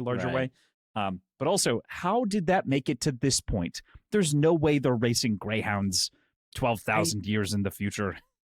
I don't think that greyhound racing makes it to the future. I don't think he even really fully understands the quote that he just said. I think what it is that Stephen King, specifically the Bachman books, survived the test of time. And so both he's of those quoting the end of one of his favorite quoting the long walk. Like his an old philosopher that he studied, Stevanos Imperio Ray. And he just remembers him talking about he's saying I'm no more complicit in these horrors than Garrity is amongst them. So goddamn good shit. The Long Walk, everybody. We talked about it. Go check it out. It's on Patreon. Patreon.com/words and whiskey. You can go listen to that. And soon, The Running Man. Maybe. Probably. we gotta figure that out. Holidays got crazy. Yeah, no, I get what you're saying, where you're like, you're not really sure if that quote hits. And also, I mean, he's an idiot. Theseus is a ship. Come on, guys. Let's. I love that you brought that up. I love the rest of the quote. I just, for whatever reason, was struck specifically by the end of it being like, that is kind of a weird thing, right? like, to make it. But I guess it is also being translated back into English from Galstani. So, like, okay, you're right. He's probably like, I'm no more complicit in this than the Eudoran Gorversnatch is against the quadruple pedal Biakadov, and it's totally just some alien that chases a fish through the sky. And some fucking guys like rabbit, dog, cool. Rabbit, dog. That's going to make more sense to the people even farther in the future that read this. Yeah, right, exactly. We move backwards as we move forwards through time. But I do love, as Theseus had, like, always forward, always down, never left nor right, like, just keep going, in whatever direction to make it to the center to kill the Minotaur, Yeah. Yeah. No, I do like that. I like this idea that it's like he can't take any one rejection in this conversation. He can't like let the conversation die. He just has to keep coming at Uvenari from different angles until he finds the one that works. The Ship of Theseus thing stands up here too, where it's like, I have to build from a bunch of disparate parts to like make this all work. Yeah. Am I the same ship that I was? I've come back around on the rabbit and the dog race, and I don't think it's that insane to think that these uber rich imperial assholes fully wouldn't like literally genetically recreate dogs and rabbits just to watch them run around because they found out that people on old Earth did that. They think it's some religious way to connect to their roots of the planet that birthed them. I was playing Star Wars Outlaws, and it had horse racing in it. And they weren't horses, but it was the same thing. And I was like, for real? Like, I'm okay with it, obviously. Okay, but like, all right. Look, at the end of the day, Ubisoft only has 4 ideas. Anyway, look, if if money and sex exists, people are going to figure out how to put those two together. If True. fast animals and people get along, people are going to find a way to make money off of it. Like, True. and if people can die and money can be made, they're going to do that. Those are just the three things that happen, like in any culture, no matter what. I don't think there's a single culture that didn't make fast things run for money, Sex, people boink money. for money, Yeah. or kill people for money. That's just the three things that are going to stand the test of time. I had never reduced it to such simple terms, but yeah, I mean, true. Yeah. Fact. Yeah. I don't know why we have an obsession of seeing which one gets from here to there faster, but we do. It's pretty cool. We really like that. Uvenari then from there heads down a completely different track that Hadrian must kill it as it would be a formal mercy. Simultaneously, the alien gives up the Aita's name right here at the end, which we can then talk about in relation to Baitan. Aranata Otiolo before begging again to be killed. Damn. This, I mean, that's such a, man, like, whenever that happened, I was like, how the hell is Hadrian going to pull that off? And then, you know, obviously we remember the brownouts, but like, this guy you tried to save and like promised him mercy and that we could like work all that out, like your only option being killing him for mercy, is shitty enough without the fact that it's a surveillance state with a, you know, intergalactic torture church that wants you dead already but only needs you for translation, watching your every move. That's a setup for something that's real shitty. Mm-hmm. I will say, I kind of wish parts of this book were maybe shorter and we maybe got to spend, I think that's almost why this part doesn't, it feels underwhelming or doesn't land. Like, it would have been cool if this problem was presented without a solution like a chapter later or even the chapter before it, if that makes sense. This is where I'm like, he's like, I have to figure out how to kill this thing because it's the right thing to do. That's a huge moral quandary. That's a huge like internal failing. And that's a really big hurdle to get over. How do I get past the security? How do I like pull off a heist to kill someone I promised to save? Is such a wild, like wildly compelling story beat that's resolved in 2 chapters. And I think that's where I feel a little underwhelmed in this section. Yeah, I would agree. Again, did I say this earlier? I don't fully remember. This novel doesn't have a falling action. It doesn't have like there's no falling action. This is the climax that we're just suddenly in, by and large. But I think between like this week and last week, like we get a little bit of, well, actually, it's not even between this week and last week. It's between this week and this week because of the way that I got pushed. But yeah, that said, I don't think that changes the fact that there isn't that much time between what feels like an actual problem and like a lot of, like we had said before, a lot of things are just sort of happening to Hadrian. And he's dealing with them as best as he can over the course of the story until he can actually take agency. Finally, he takes agency, and then all of his agency seems to resolve very quickly.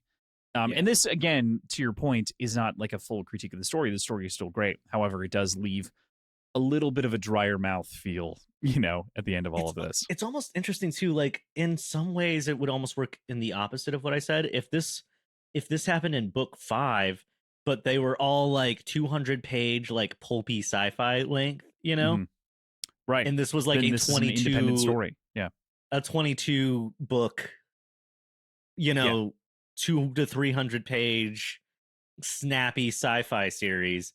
That almost works a little bit more too, because you get to spend a little bit more time on the streets and it's its own story arc. You get to spend a little bit more time in the Colosseum. It's its own story arc. Putting them all together in one book doesn't, how do I put it? In the context of this whole story and having read it, it works. But it grates against some level of sensibility that my mind expects, that it is off-putting.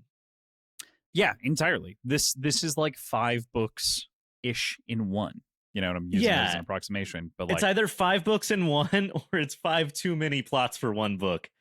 It does work somehow, but man, is it a little just like it pulls your brain in directions that you're like not used to in a classic narrative, and it can make certain things be really surprising and interesting in ways that maybe you would predict something happening and it happens differently and it leaves you more surprised. But also it can leave you feeling a little underwhelmed in certain moments like this, where you would like to see the drama rise and fall and climax for what is a very cool. Maybe it's just that I'm biased because I'm a sucker for a good heist, and we set up a super cool heist that takes 4 pages to do, But, Right. Yeah. Yeah. And most of the action of that heist happens off screen. Yeah, give me Valka's version. It's Right. probably her sitting in a dark room, but still, yeah, She's still got to do something in that braid, to like make it happen, or that little bead. It's not that. yeah. Give me the cyberpunk, the weird QuickTime mini game Valka has to perform, where she's connecting little lines with colors to different computer chips in her brain. With like a absolutely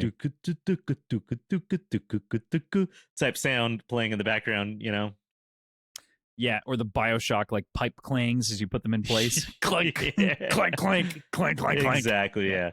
If anyone's played Dispatch, you know exactly what I'm talking about. Not that it's unique to that game, but I've not yet played Dispatch. Shout out Dispatch. Go check it out. All right. I would love to keep talking about this, and we're going to talk about Mercy Is. Yeah. We did just mention video games, and I know this probably should have been in the Devil's Cut, but now everybody gets it. I just want to, because I know it's important to you, let you know what Leslie, my wife, is doing right this second, right outside this door. What's she doing? What's she playing? Expedition 33. Oh, fuck yeah. All right, we'll move on, but I just needed you to know that. Have you played it? You haven't played it yet. No, I've watched her play it so far now. Oh my god, it's she's pretty early in it. A certain character just got murdered by a certain white-haired character. So you're past Act 1, which we will just barely. Yes. Yeah. A new hot guy showed up. She went, "Oh no." Spoilers, my hot guy. And then a new hot guy showed up and she went, "Okay." All right, moving on. Yeah, I've got so many thoughts. I've fully beaten the game. I beat Simon. I've played it on 100%. I have 100% of the trophies on PlayStation. I'm a crazy person. Damn. She keeps skipping fights by running around them. I'm like, you can't do that. You gotta. Eventually, got to do a little level up, but yeah. You can skip a lot of stuff though. She's on story mode. She likes running around and hitting stuff. Run around. Yeah. Who cares?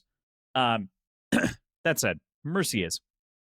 Hadrian is again alone in this castle and feels it hanging over him like the sort of Damocles, and he's still lost in his mental labyrinth of what what the sort of Damocles is, right? Like, I don't need to explain. Let's go over it. I heard that and I was like, damn, I feel like I know what that is. But honestly, so the sword of Damocles is an old, I believe it's Greek. Yeah, it's Greek. Myth, sounds Greek. Metaphor, analogy, kind of sort of thing, where it's like, okay, you want to be king for a day, sit in my chair, and he's hung a sword basically over top of the guy's head. That's on a very thin strand to equate to all of the pressure. That's a really shorthanded way of explaining it. It's effectively like the weight of everything that could potentially fall down on you at any time for the choices that you could or could not make. It's inevitable, it seems, but perhaps not. Whenever I read that, I was like, I think I know what that is. It's just like an impending doom thing. I'm pretty sure I've heard something about this story. And then you saying that right there, I was like, yeah, no, I've heard this.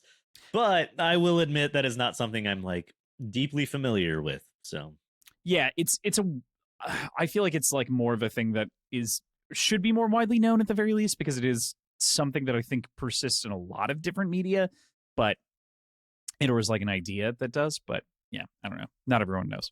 But I don't think that played any role in creating the Iron Throne personally.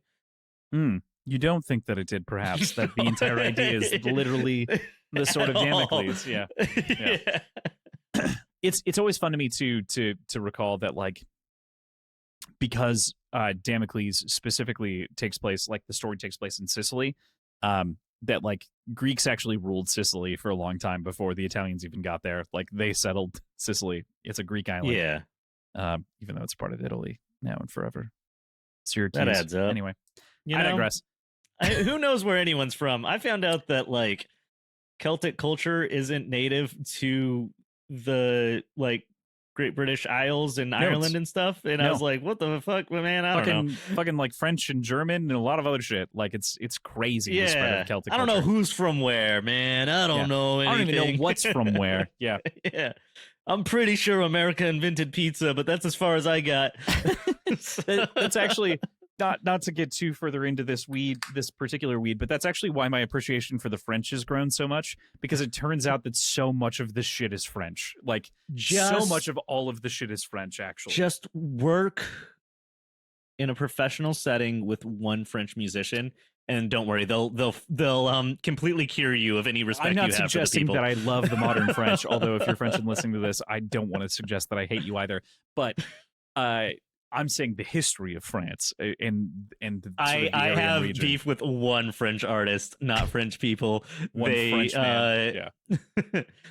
They completely ruined my friend's credit by making him pay for their entire business, and I was like, "That's a scam." But it's fine. There bad people exist in every country. It's just when you're French, you sound worse doing it. But I will steal your credit card. Exactly. I will pay for something. Mercy is pay for something. Oh my god! It's like you turned into strong bad. What was that? my French accent always devolves into always strong goes bad. this. Yeah. It totally I'm does. gonna take out the cheat over to the credit card, and then we're gonna go ahead and steal this right here. Hey, the cheat is grounded. Hey, Coach Z, do you have any more credit? Strong sad. Sorry, man. Sorry. If you're listening to this or watching this and you have any clue who Homestar Runner is, just please get on the Discord and let us know, or tag us on whatever social media you use. I know that like every millennial had a Homestar Runner phase, but like it's such an isolated point in time. It really is. And I don't know if you were this way, but my entire family was. Every Monday they release new strong bad emails. Strong bad emails, yep. Because it was released at the time that it was, I believe on West Coast time at like 6 a.m. or something like that. School started at I think 8:30.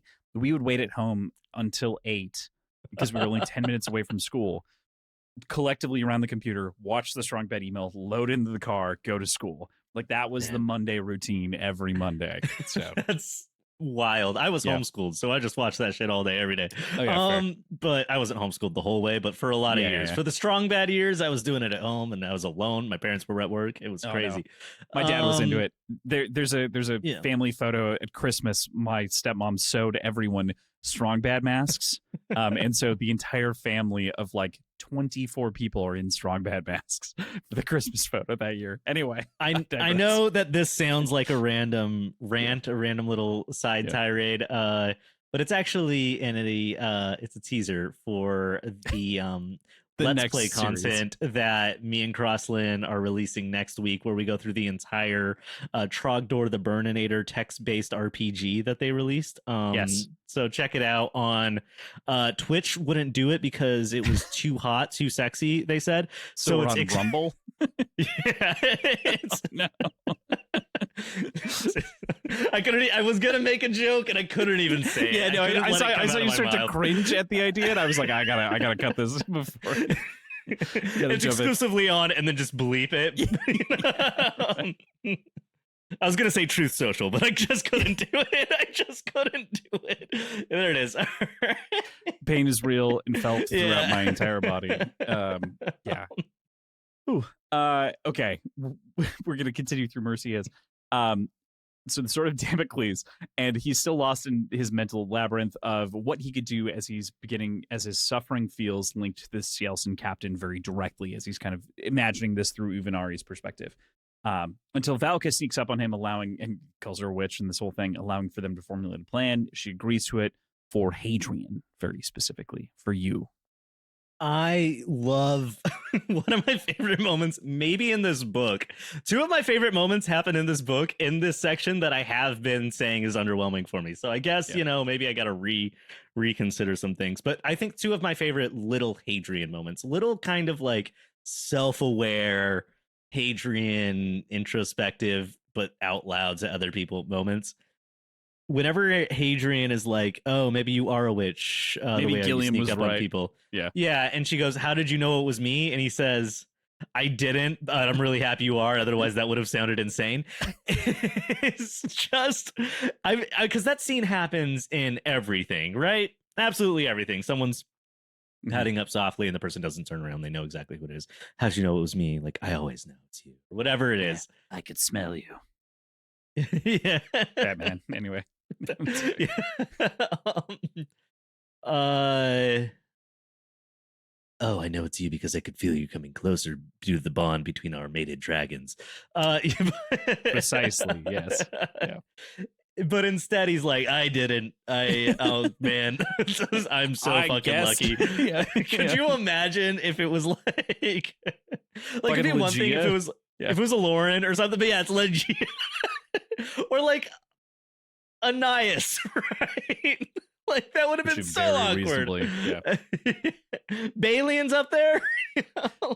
I can't help but feel like there's a little bit of strain on Hadrian just because of the amount that he's been drinking and everything else. That it's like, yeah, he's probably a little unhinged, at this point. Way more. Right, unhinged. I think the funniest thing that could happen is if this ever gets adapted, that scene happens. He's sitting there. There's kind of a pitter patter behind him, and he says his line. And he turns around, and there's just an Umad holding like 3 wrenches that's working on the power up there. And it's like, oh.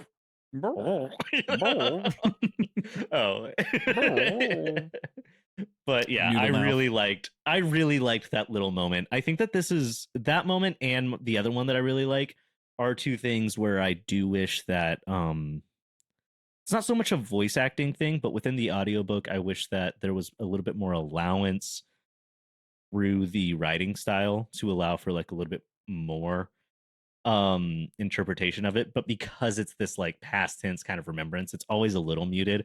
That, oh man, that's just such a moment.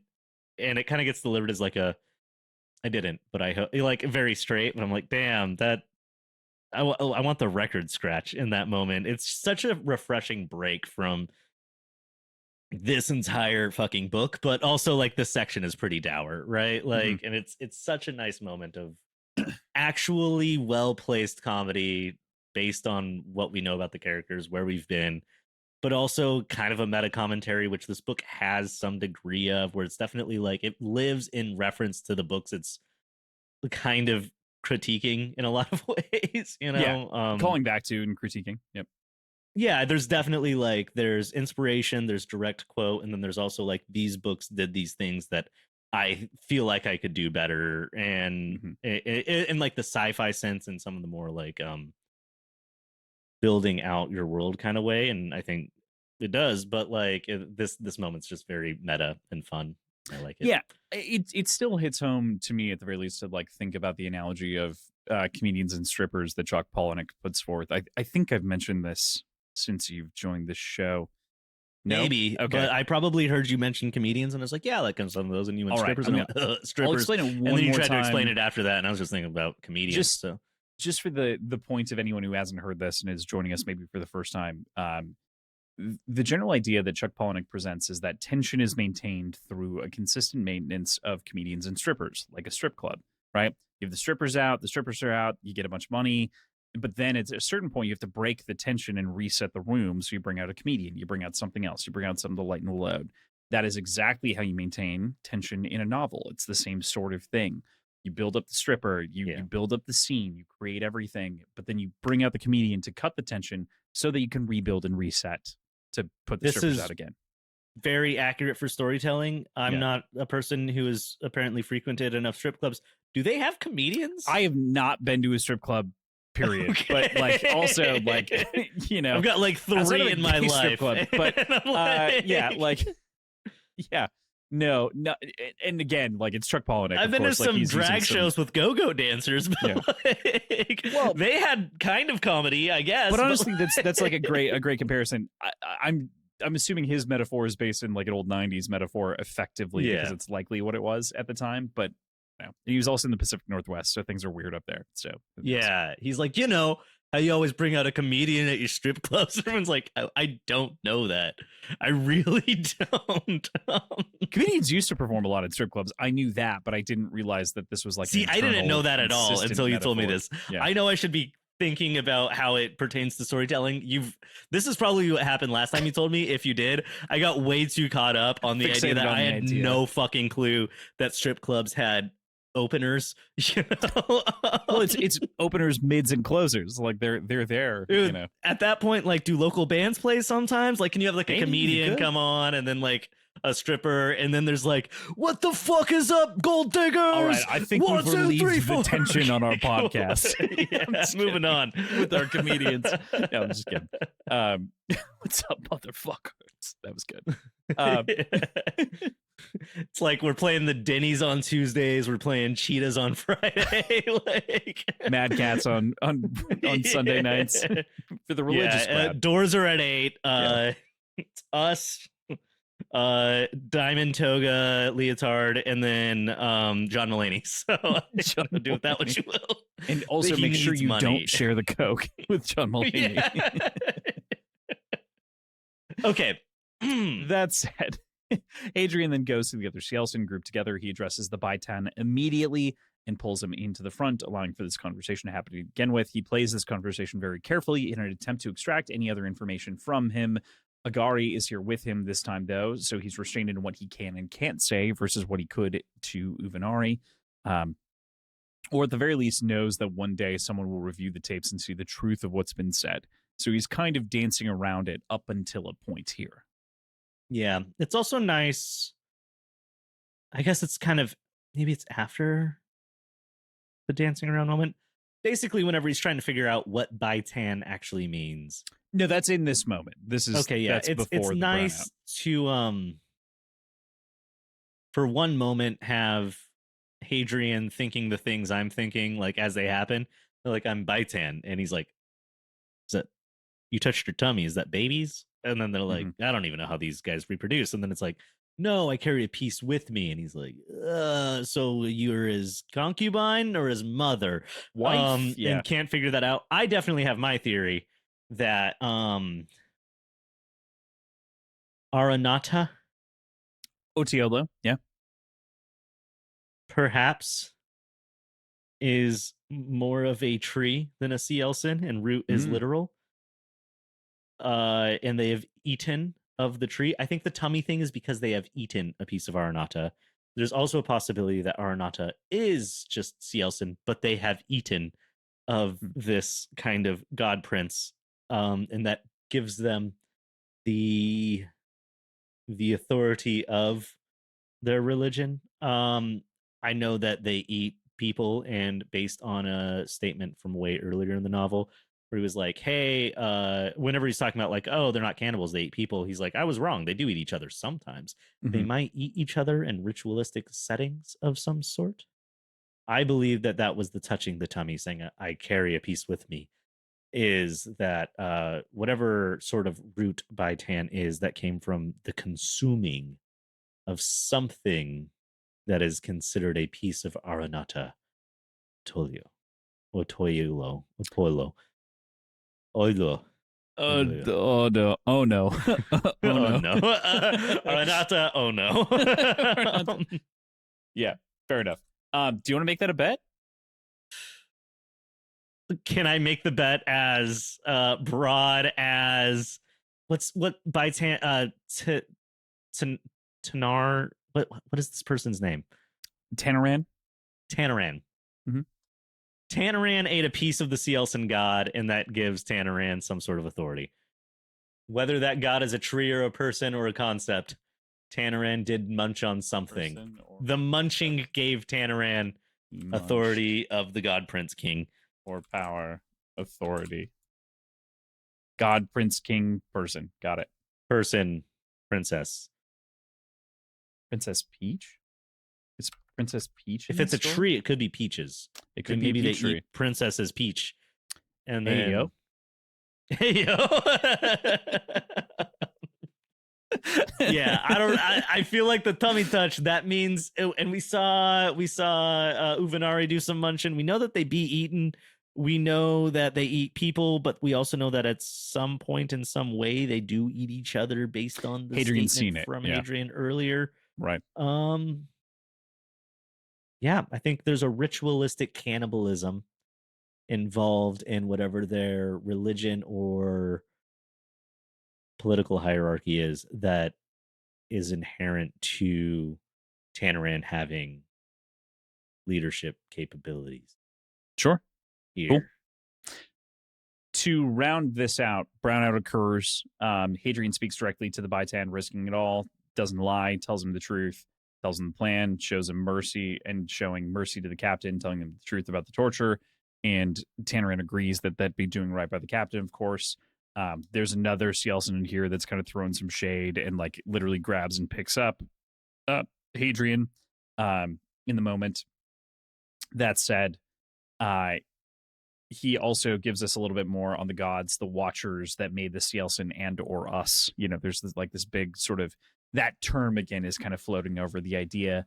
As a part of that, he also informs Agari of that information, and as well as that this one is a little nobile. So to protect him and make sure that he's going to be fine. Yeah, man. Yeah. In these moments, it's so vague with the quiet. I wanna dive in, but like we have nothing. We have nothing to go on. Yes, nothing to go on. Yes, the quiet is definitely Christopher Rocchio. He is the god that created all of these characters, and they're all looking for him, but he left nothing behind. It's yes, super indeed. meta. It's outside like of the pages. It's like it's like something King wrote and threw out. You know, like totally. Yeah, absolutely. Yeah, for sure. Finding Godot, but Godot is Christopher Rocchio. Have they mentioned Godot. Deadlights yet in this, or not recently? No. Okay, cool. No, I'm so interested in the quiet, but these last couple of chapters, they dangle it and they give me nothing. Give me nothing. Yeah, that's fair. It's mystery. There are that many books, so there's more. Yeah. Yeah. Brownout. How did that happen? Who did that? Wait, you mean cool we just got introduced? Yeah, Valka's tapped in. It's nice to like actually have kind of an answer to that little thing that it feels like such like the a power outages, nothing addition up to this point. Like I knew the power outages would have to come into play somehow, like in the escape, maybe just like the opportunity comes because a storm comes and he gets a power outage or something. But it's so cool to know that it's like part of. She's choosing when to do it. Yeah, which makes me want to go back and read all of the chapters in Borisivo Castle and figure out when those brownouts happen and if it's like within her saying something or like it's a cool little thing. Yeah. Baitan does not mean concubine. We learned that. No, it does not. Does not mean mother or child. Root. Pretty sure be munching. Be munching on those roots. All right. With that. Man, and this is like where he like tells them, hey, no, they're hurting him, and they're hurting him, and they're like all freaking out, which is like just adds to kind of the innocence of the Cielson in a lot of ways that I was talking about. I know that they're giant 9-foot like devil monsters that eat people, 9 to 12 but there foot, is yeah. There's such innocence to them also in the way that they interact, and whenever they're like they hurt him, I couldn't help but think of like the fucking people from Galaxy Quest, like like you tell lies, you know. But it did not feel good, and then this kind of like confirmation that whoever causes the dishonor must do everything to fix. Yeah, so it's on him, which he kind of owns before this, which again is like sort of a symptom of the way that this part of the story is told. Again, kind of like we've already harped on a little bit, so we don't need to do that much more, but like this being guilt that was earlier placed in a segment so that it built to a point in which Hadrian needed to make a plan to do this, would have benefited a little bit more. It's kind of a cake and eat it too at the same time while planning the cake making, you know? Yeah. So you're eating the eggs, you're chewing on the flour, and simultaneously... It's like I'm baking a cake, but I'm tasting it casted backwards through time from that blinding light of the sun I would one day destroy. That's at Deathbed Conversations. Always forward, always down, never left nor right. Hadrian comes up with a plan on how to free Uvenari and the others after his conversation with Tanaran. Hadrian continues with Agari asking questions to Uvenari in their room. Agari pushes for a location, and the Cathars bring out a medieval-esque mace, injecting Uvenari with silver lead when hit. Sort of a brutal kind of yuck. Glocto would cringe at this. Like, it is, that is such a messed up torture device. Also, the name of this chapter, whenever I first glanced at it, and I hadn't like looked ahead at the chapter names like at all. So as we were going through, I saw deathbed conversions, and based on my like wild out there prediction for the end of this book, I was like, oh my god, it's happening. Before I read the section. It's like he's gonna die and then convert into a different version of himself. But that didn't happen at all. Instead, we got to see one of the most fucked up little torture devices. And then man, where do we even start on this? I don't want to jump ahead too much, but I want to talk about the meaty little combat here, because that's we'll talk about the meaty little combat, because there is a little bit more interrogation that kind of happens here. After much pain and screaming, Hadrian finally sees an angle that is a potential breakthrough, as Uvenari says, "You humans are all the same. You're kind monsters taking what you want." While we don't get the answer immediately, we do have the alarm going off, and Hadrian manages to convince Agari to allow him to stay. I love the consistency in Hadrian's character writing here, where he plans a whole heist type thing to make sure that the brownout happens, and the other Cielson start making a prison break, and they have to be all hands on deck, and he knows that it's a moment where they're gonna have to go, and he already has his answers prepared for why he should stay behind. And that's whenever he can give Uvenari the mercy that he needs. But he's stupid and doesn't think about the fact that they'll leave a Cathar with him. It's so Hadrian. It's so Hadrian. like as though you're not gonna be left alone again, man. Yeah. Okay. Yeah. They'll all go. And then they're like, all right, you stay with him. And he's like, oh shit, right, cops. Oh right. Yeah. I'm in a hospital and the nurses are gonna stay around. Yeah. He's like, all right, we got to get rid of the doctor, and the nurse is still there. And he's like, so you're not gonna go?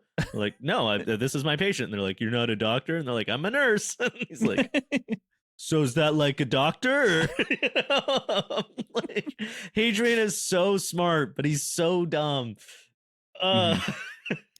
Just misses on some of these things, and that's the good. Whole time I was wondering what he was going to do about the Cathars. I'm like, all right, like whenever this plan was starting to happen in this chapter, I was like, all right, so she's going to go, and then what is he going to like kill the Cathar and then make it look like it was Uvenari tried to escape? Like, was what I was thinking was going to happen before what happened actually happened, which is pretty close to what.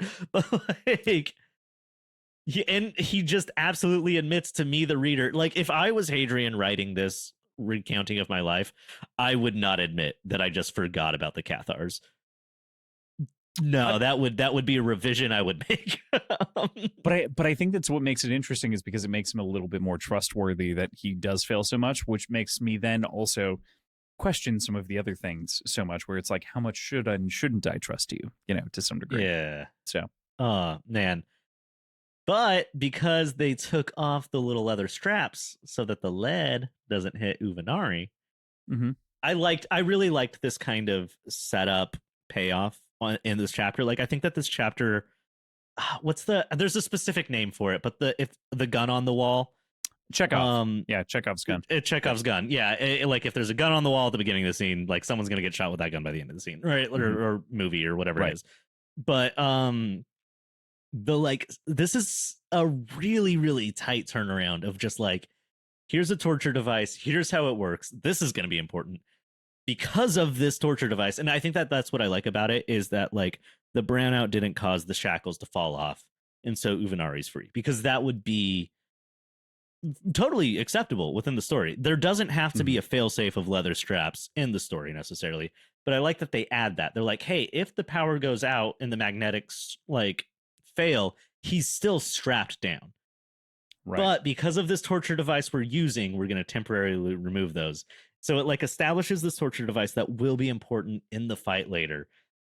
and it establishes why he's able to escape in the fight, and like this thing that we know is coming happens. It's a very good like multi-tiered domino setup that gives us, I think, a really cool like series of payoffs that turn into a really cool scene. I like this section a lot, this part.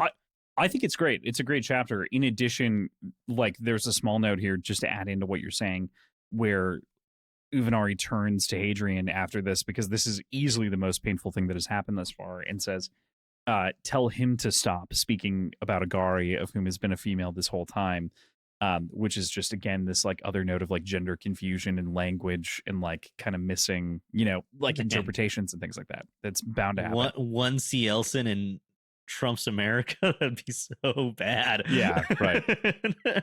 Would have a bad time. But yeah, to your point, like this is such a perfect setup in so many ways for what happens next. Yeah, and I mean that is actually something I didn't catch, the referring to what's the name of the torturer? Agari. Yep. Agari, referring to Agari as he. I didn't even really snag that. That makes sense. I think that in my mind I immediately put it to the Cathar was holding the mace, but yeah, I mean you're so right. And then because even if the Cathar is holding the mace, it's still Agari that could command ordering. Stopping. Yeah, so it's like a man. I'm gonna have to really hone in on my grammar. It's still that same dominance thing. Yeah, I've got to hone in on my conjugation of the C. Elson language as we move into this next book. But I also just like the plan almost works. Hadrian forgets the Cathar, and then Uvenari like gets out, kills the Cathar, and then is like, actually, I'm kind of thinking I don't want to die. Like, yeah, right. It's such a terrible turn for our boy Hadrian, but destroys Rom, drinks from his neck. This is the guy who just hit like just as I imagine the Nosferatu like gulping sound for just a second. Yeah. And then he turns around to Hadrian and he goes, "You have 3 days." Yeah, exactly.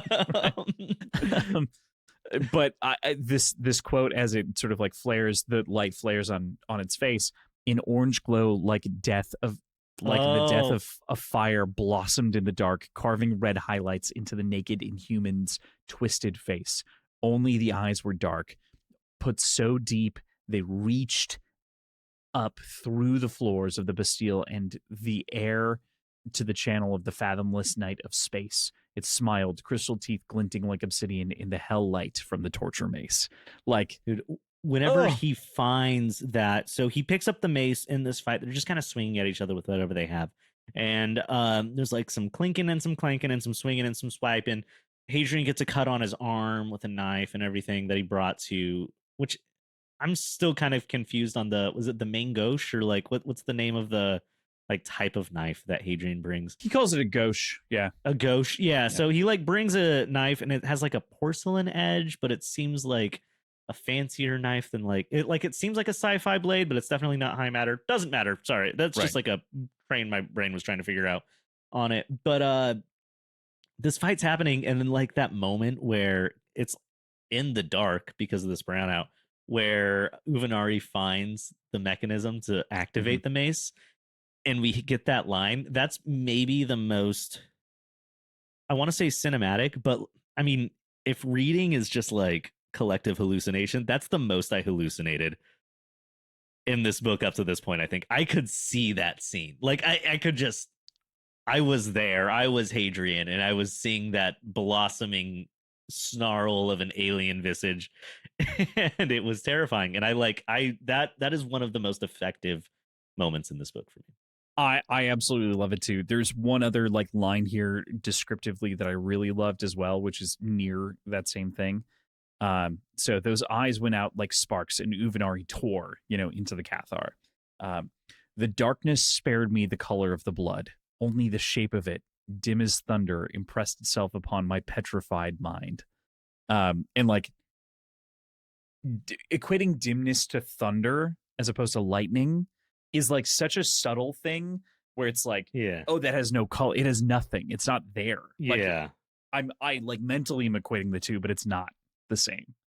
And Man, being a shape, like it's just, to me that's like secretly brilliant and looks stupid when you might read it and be like, oh yeah, the shape of it dim as thunder, okay, and it's like, no, it makes so much more it sense. does work. It's Yeah. and I mean, thunder has shape. If sound waves are a thing, Well, but like right. Yeah. still. Yeah. But you wouldn't call it dim. You don't But call thunder dim. You call lightning dim. yeah, but it's interesting because like thunder is the dimness that follows the lightning, and very much so in Hmm. this situation. Like, Slow. Yeah. yeah, if anything, Mhm. lightning doesn't have shape, but thunder does. We just but Right. Yeah. True. oh man, it's a very cool moment. But everything in this scene works so much for me. To call back to where I was talking about being a little underwhelmed, and what I was saying were like this is the climax to the last two chapters, and it could have been the climax to like a whole build up, but the climax itself is written very satisfactorily I'd to say it's me. like It's the just climax like, of the last 5 chapters if we get into like a little bit of last week, but still, I yeah, mean, yeah, like, I think so too. yeah. Yeah, but it's so well done. But yeah, this one chapter I can definitely give a lot of kudos to. I do Yeah. like the next two chapters as well. But I got a one of my favorite moments from the book is in the next chapter. We've already mentioned it a little bit, and then I've got a lot to say about that last chapter. But in this moment, it is a almost Abercrombie-esque level of like in the moment smash. You really feel the impacts combat Hmm. between these two like life or death struggling combatants that also respect each other, and neither one's necessarily the bad guy, and they're both kind of it's very intense, and I like it a lot. Yeah, and like even the like, I mean, Hadrian gets hit by one of the maces here and gets wounded as well, and he like steps into the range in order to like make cuts and things like that. So there's this interesting perspective of because these creatures are so much bigger that there is this sort of space to play with where they're not used to that. So you're kind of dancing around them because they're so giant. They do move fast and they're incredibly strong. So it's like it's dangerous to do so, but he manages to sneak in underneath, takes her on the inside and drives his knife into the Cielsen's gut. He threatens Uvenari with life and torture, and if he doesn't get something from the Cielsen, Uvenari speaks, like specifically if he doesn't give up any additional information. Uvenari then speaks of a dark world, that of Vergosos, while Uvenari then lies dead on the floor shortly thereafter, having given up this information. In that moment of trying to get that information out of Uvenari, we get that one little tiny piece where Adrian's like, "Tell me, or I'll tell them to start on Tanaran." Mm-hmm. Fucked up, but also I love that little like point in there where he's like, "I was disgusted with myself, and it was totally a lie, but because our anatomies are so different, there's no way Uvenari could read my face or expression or body language to know that that Mm-hmm. was completely not true, but like any human would have been able to tell." Um, but also like still that's fucked up. It's fucked up, Um, Hadrian. Yeah.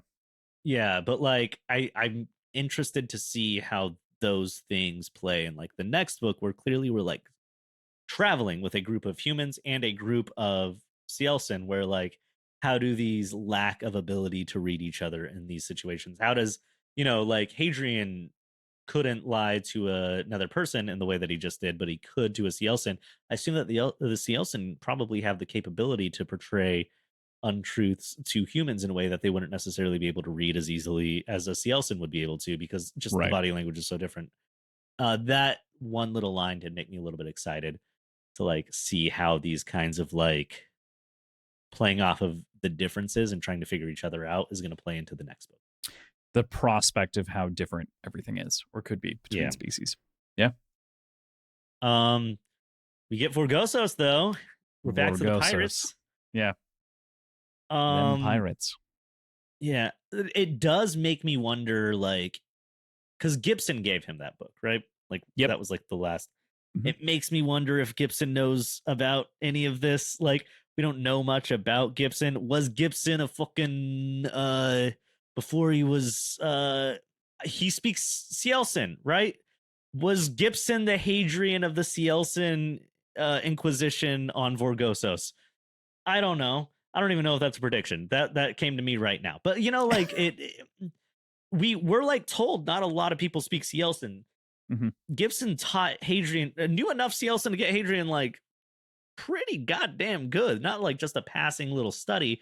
It seems like Gibson maybe had dealings with the Cielson. He also knew about Vorgosos. He gave Hadrian this book. It was like kind of telling to be like, hey, maybe Gibson was trying to lead him somewhere within all of this, tell him some things he couldn't tell him because of the 10,000 eyes that are always everywhere in an imperial castle.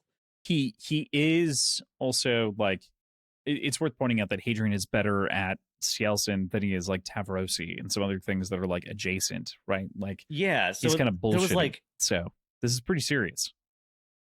like, so does that mean Gibson was like focusing almost more on his schooling Hadrian in Cielson than even languages that should be by all means more important to learn? I don't know. There's something going on.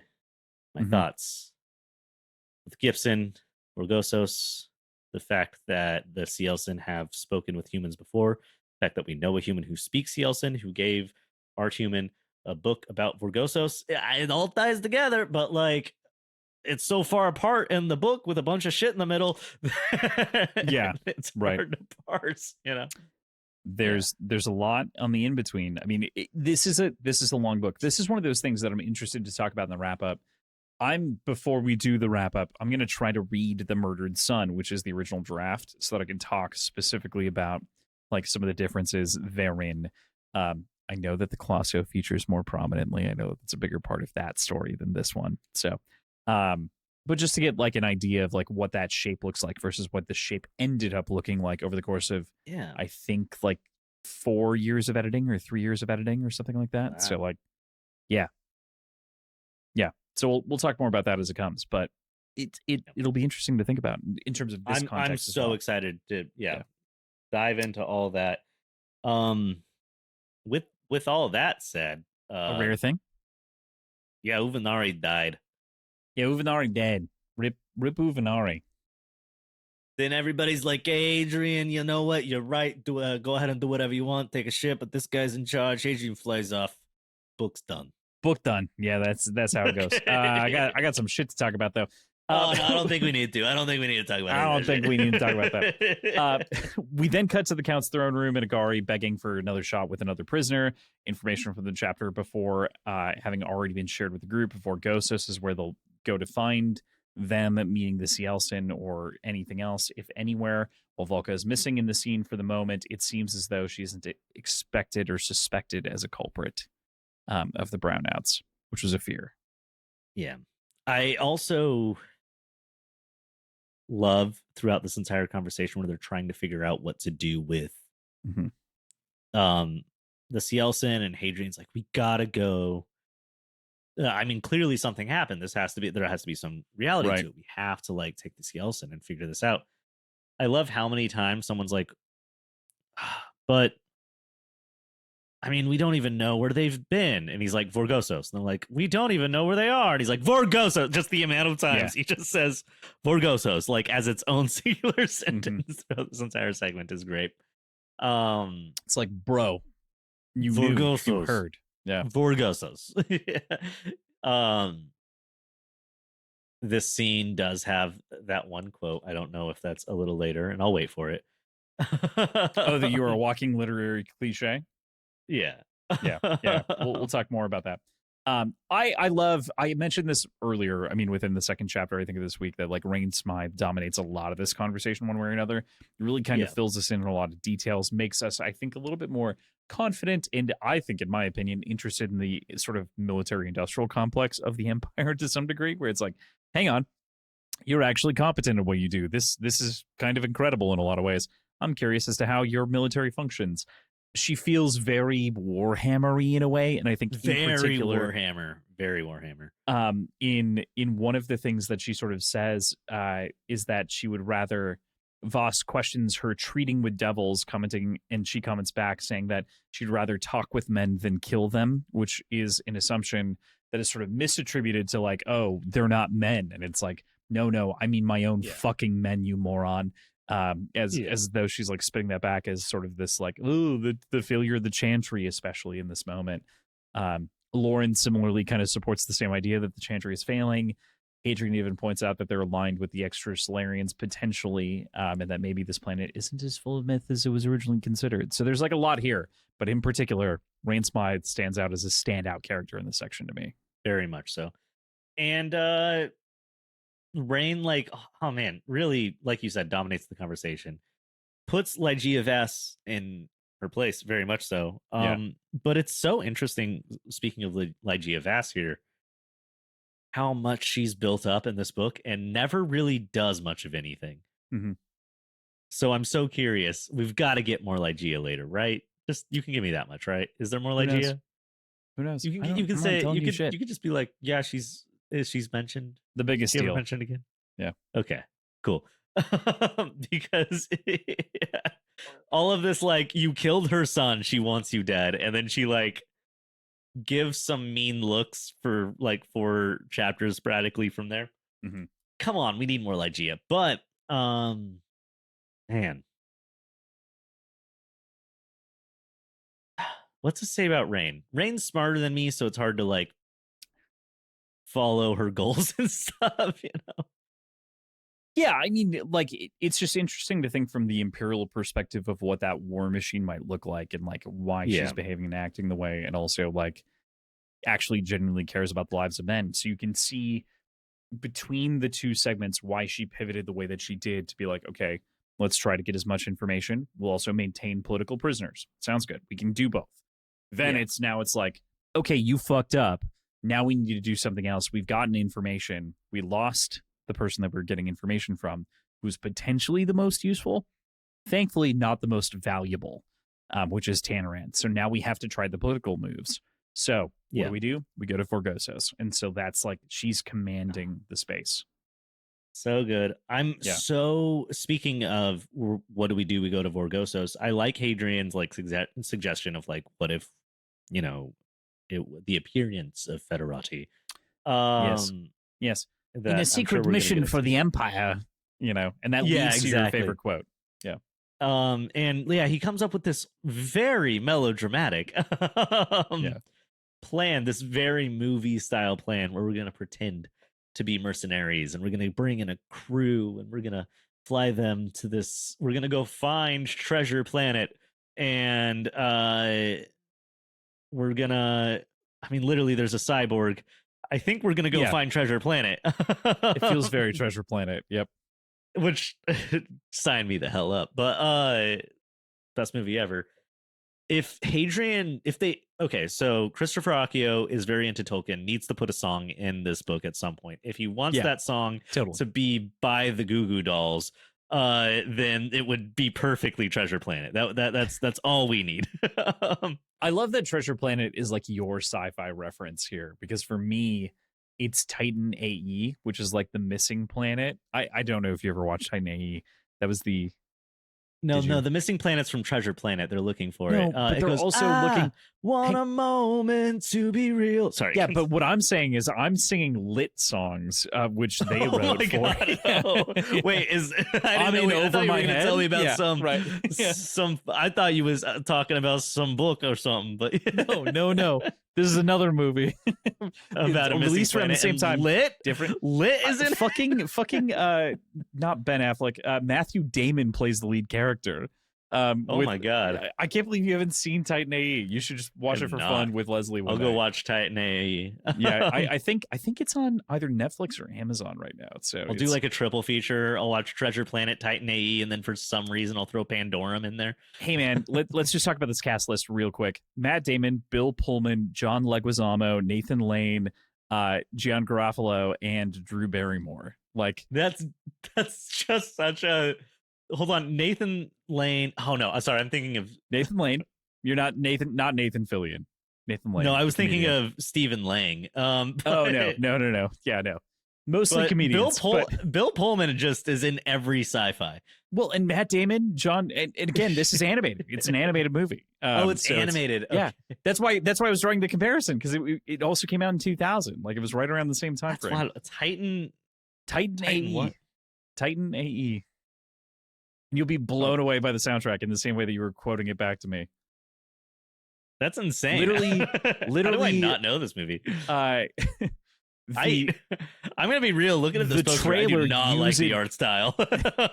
Well, when you watch it, it works out a little bit better than you might think. But like Okay, Power Man I'm 5000, hovering like, over clips, and Yeah. it looks much better than these weird ass the posters. stills are not good. Yeah, right.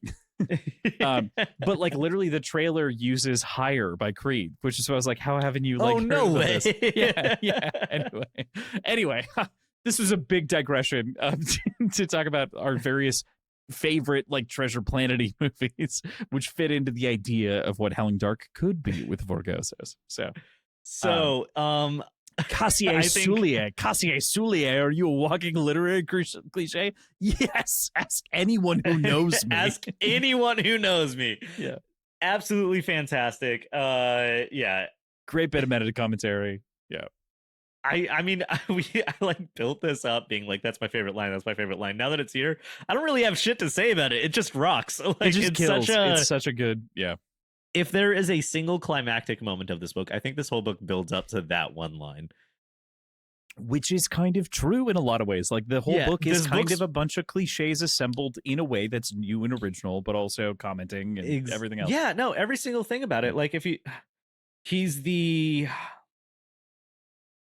prince trapped by his duty. He is the wanderer on a new planet. He is wanderer on a new. Yeah, he's the wanderer on a new planet. He lives in the streets. He's a street rat. You know. Yeah, he goes from being. I mean, like you could attribute him pretty much to a Disney character in every single segment, right? Like, he's Rapunzel trapped in his tower, and then he's Aladdin on the streets. You know? Yeah, and then he's he's the Beast. Well, hang on. I'm just kidding. He's kind of Hercules, like right? Yeah, he's definitely Hercules. Yeah. Yeah. And then I can't remember which Disney character was tortures. Well, no, I know which ones torture people. I just don't remember which one was like captured by someone specifically to breed with their daughter. But I'm sure it was there's definitely, if you take all the Disney stories and you look at all of the original fairy tales, definitely happened in one of them. Yeah, right. Captured. That's almost Little Mermaid, but Jesus. Yeah. So I mean, in a lot of ways, his life is all of these like Eudoran melodramas. It's all of these literary cliches that he lived. And as we get to like see them through his eyes, we get to see them in a very non-literary cliche way, in a very realistic way. But the settings he finds himself in, and the way how he views the world, and everything that kind of like brings it together, on top of the fact that everybody that knows him is like, you're the most dramatic bitch I've ever met,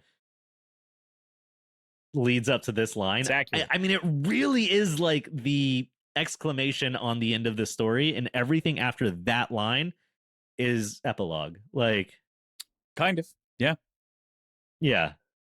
Pretty much. That's how I view it. That's the exclamation point at the end of the story. I love it. To round out this little chapter here before we move into our very final chapter of the book, Rain Smythe, raging now, attributes most of the wins of the Chantry to Hadrian's work, demanding the Cielson be released to them, that Basanderlin be placed in charge of Lord Marlowe. Rain Smythe, after having left the hall, corners Marlowe and tells him in no small part that Hadrian is hers now, and that she thinks he did a rare thing through and through. This is interesting, especially because Mataro is raging this whole time, kind of quietly seething about the idea of losing him. But also simultaneously, he can see the cards that he's played so well to escape. So there's that one moment where he's like, "No, you are to marry my daughter," and they're like, "Is that a contract done?" He's like, "Well, no." It's like, "Oh, it's not until we're a Phoebia. You mean in years? Cool, we're good. Yeah, we're good here." Yeah, he was this close to getting that good sperm, but now it's gone. Them's good sperms. Yeah. That said, is there anyone you want to conscript? And the first person he thinks of is Volca, but then he's like, I got a couple more. And then the chapter cuts. Up until like the last second, I'm so pissed at this guy. Even reading this last chapter and knowing like the last sentences of this entire book, I'm still a little mad about some stuff. We're going to talk about it. He finally did it, at least. He finally fucking did it. He made it all work. He got his friends out, you know? Yeah. Go ahead. But as we move into quality, if that's okay. Our final chapter here. We end our story about a boy wanting to leave home to explore the stars, exploring at least one solar system, meeting aliens, and heading off to more as a ship is loaded with supplies by aliens. Volka hopes for answers in the stars, agreeing to join the cause as well. There's this subtle note, though, inside of this sort of like greater irony that I find from the intro to now, which is instinct cried out in me to take her hand, but my mistake with Kyra tasted like iron on my tongue, and I recalled Anais' kiss, and so I limited myself to a smile. And that still leaves me to a weird place with him and Kat's relationship and where that stands, even in terms of like the grander canon or like what happened. Yeah. Well, I would say what happened is that he was a grown man and she was 16, and so it wasn't even a valid relationship to begin with, Hadrian, you weirdo. But I mean, he's a child by Palatine standards, but like, what's the Palatine standard? No, I mean, we'll cut him some sci-fi fantasy slack, I guess, but like at the same time, even then, yeah, no, like, but like in the moment, I think he says that he like loves her and that like maybe, he groomed like, a homeless girl and then forgot about her mostly, but like it's fine, you know. So there's a lot of oddity there that like still is unexplained to me, and like not bring that up in this context. To me, there are three things that you bring up. It's Kyra, it's Kat, and it's Anais as it relates. I would say I understand it in one sense where Anais and Kyra were uncomfortable and Kat was comfortable. Yeah, it's his failures, whereas he doesn't view Kat as a romantic failure. He reviews it. He like remembers Kat as one of the times he did it right. You know, at 25. But that should be the instinct, like Kat, to like reach out and grab her hand. You know what I mean? I know. Yeah. Honestly, the third release version of this book, you should probably get that line put in there. You should probably message Chris. It's such a small thing, but it was like it was. I know. Kat got dirty. Kat got done dirty in this book as a whole. Yeah. Yeah. Kyra had less page time than Kat. I mean, Kat, yeah. Kat did nothing wrong. She just got sick. Anyways, there's also a piece of just like the Umad, the slaves, the ship, that rubs me pretty wrong under the context of the story we've gotten so far. He's like, all right, I freed all my slaves, friends. Go ahead and load it up, slave boys. There's a bit of irony throughout the entire ending. As it reflects. I think it's very purposeful, but it is there. And then it's like it's broken up a little bit with Lauren showing up, right? Like where I'm caught in this bit of irony with everything he says about the Valka situation, with you mod loading the ship, with the knowledge of who's probably on that ship, even if we haven't had it confirmed yet. Yeah, right. And then Lauren shows up and he's like, I have a gift for you. It was your father's. More. Wait, what's the line? Damn, I can't think of the Star Wars quote. But a sophisticated a weapon from a more sophisticated time. You know, he gives him a lightsaber. That's sick as hell. Right. And all of a sudden, all of my literary critiques went out the window because I like a good laser sword. And Aloran is so cool, and I think that the way how this last chapter happens might be part of, because there's so much cool shit that happens in the chapters in this section leading up to it. Right. I do have some critiques about the pacing and like where things land, but like this last chapter is Aloran shows up with a sick ass sword. So fun, so cool. And then Aloran's like, all right, see you later. And I'm like, I would much rather Aloran go with us because that's such a cool character. And this book has already taught me that whenever a character says goodbye, we just don't get to see that cool ass character anymore. And then I'll give you an Aloran will return. Thank you. Yeah. And Avengers Doomsday, or yes. Yeah. Okay, cool. See him in Marvel soon. Yeah. And Alien versus Predator, shockingly enough. Yeah. It makes sense. I mean, they're all bad. But I'm a huge Marvel fan. It's fine. I can say they're bad. They're no Superman, I'll tell you that much. Yeah. I love Aloran. He's so cool. He gives him such a cool fucking sword. I love the description of like the balance, where it's like so well balanced that it's more than an extension of him and like less than air or whatever. I don't remember the exact thing, but it's just like you can feel Yeah. it. We get kind of the meaning of this chapter and the way that he tries to turn it down. And Lauren's like, one day you'll come to Jod and we'll need people like you, people that like want to end the war, and they will already know of your quality. He's like, hey, I'm gonna go be Your I biggest can't help but advocate in the yeah, stars. Yeah. in this moment he's like, I'm gonna go advocate for you back home.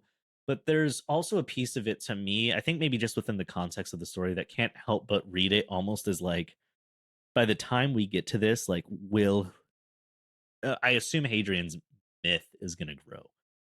We know it will. You know, we're told all of these things he's called, all of these things that are thought of him right at the beginning of the story.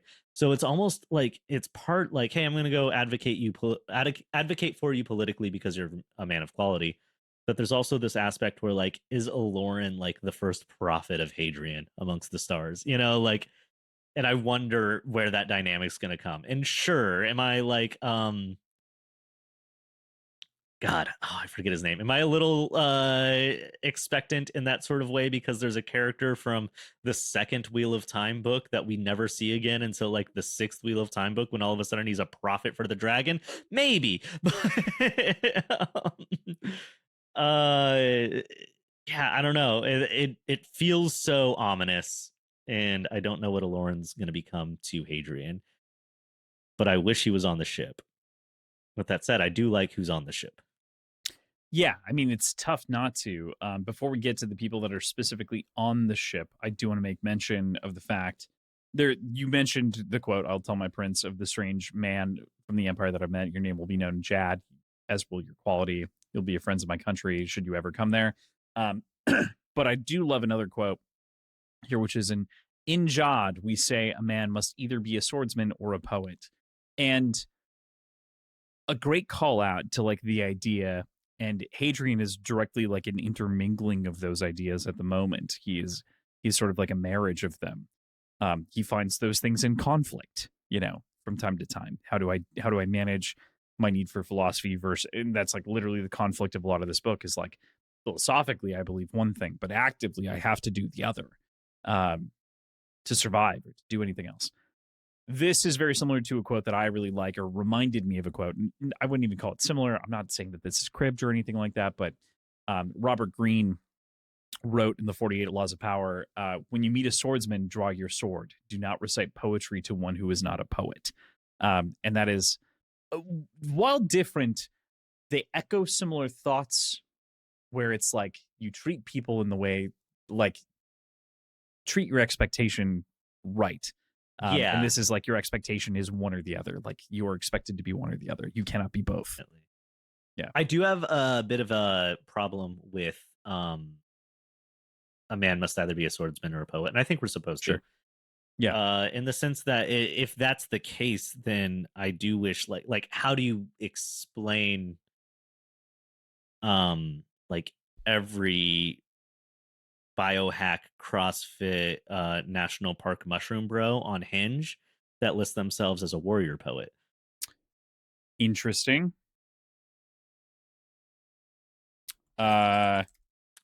That's You can't. because you can't. Yeah. Yeah. But no. um I definitely didn't jump to a Robert Greene quote. I'm going to be completely I real with you here. I don't know who Robert Greene is. really he's Yeah. an author. That's fine. Okay. Doesn't really matter. But yeah, I mean, I like that comparison there. I think that Yeah. let's either be a swordsman or a poet. Yeah, I mean, I read it a little bit differently, but maybe just because I don't have much context, Jadian or otherwise, where it was less so like if you see like a swordsman, draw your sword, like prepare for a swordsman, a poet for a poet, Mhm. and more of like everyone has to make a choice kind of Oh, a thing. I agree with that. It Like, just reminded me of that quote too, where it's like, yeah, yeah. definitely.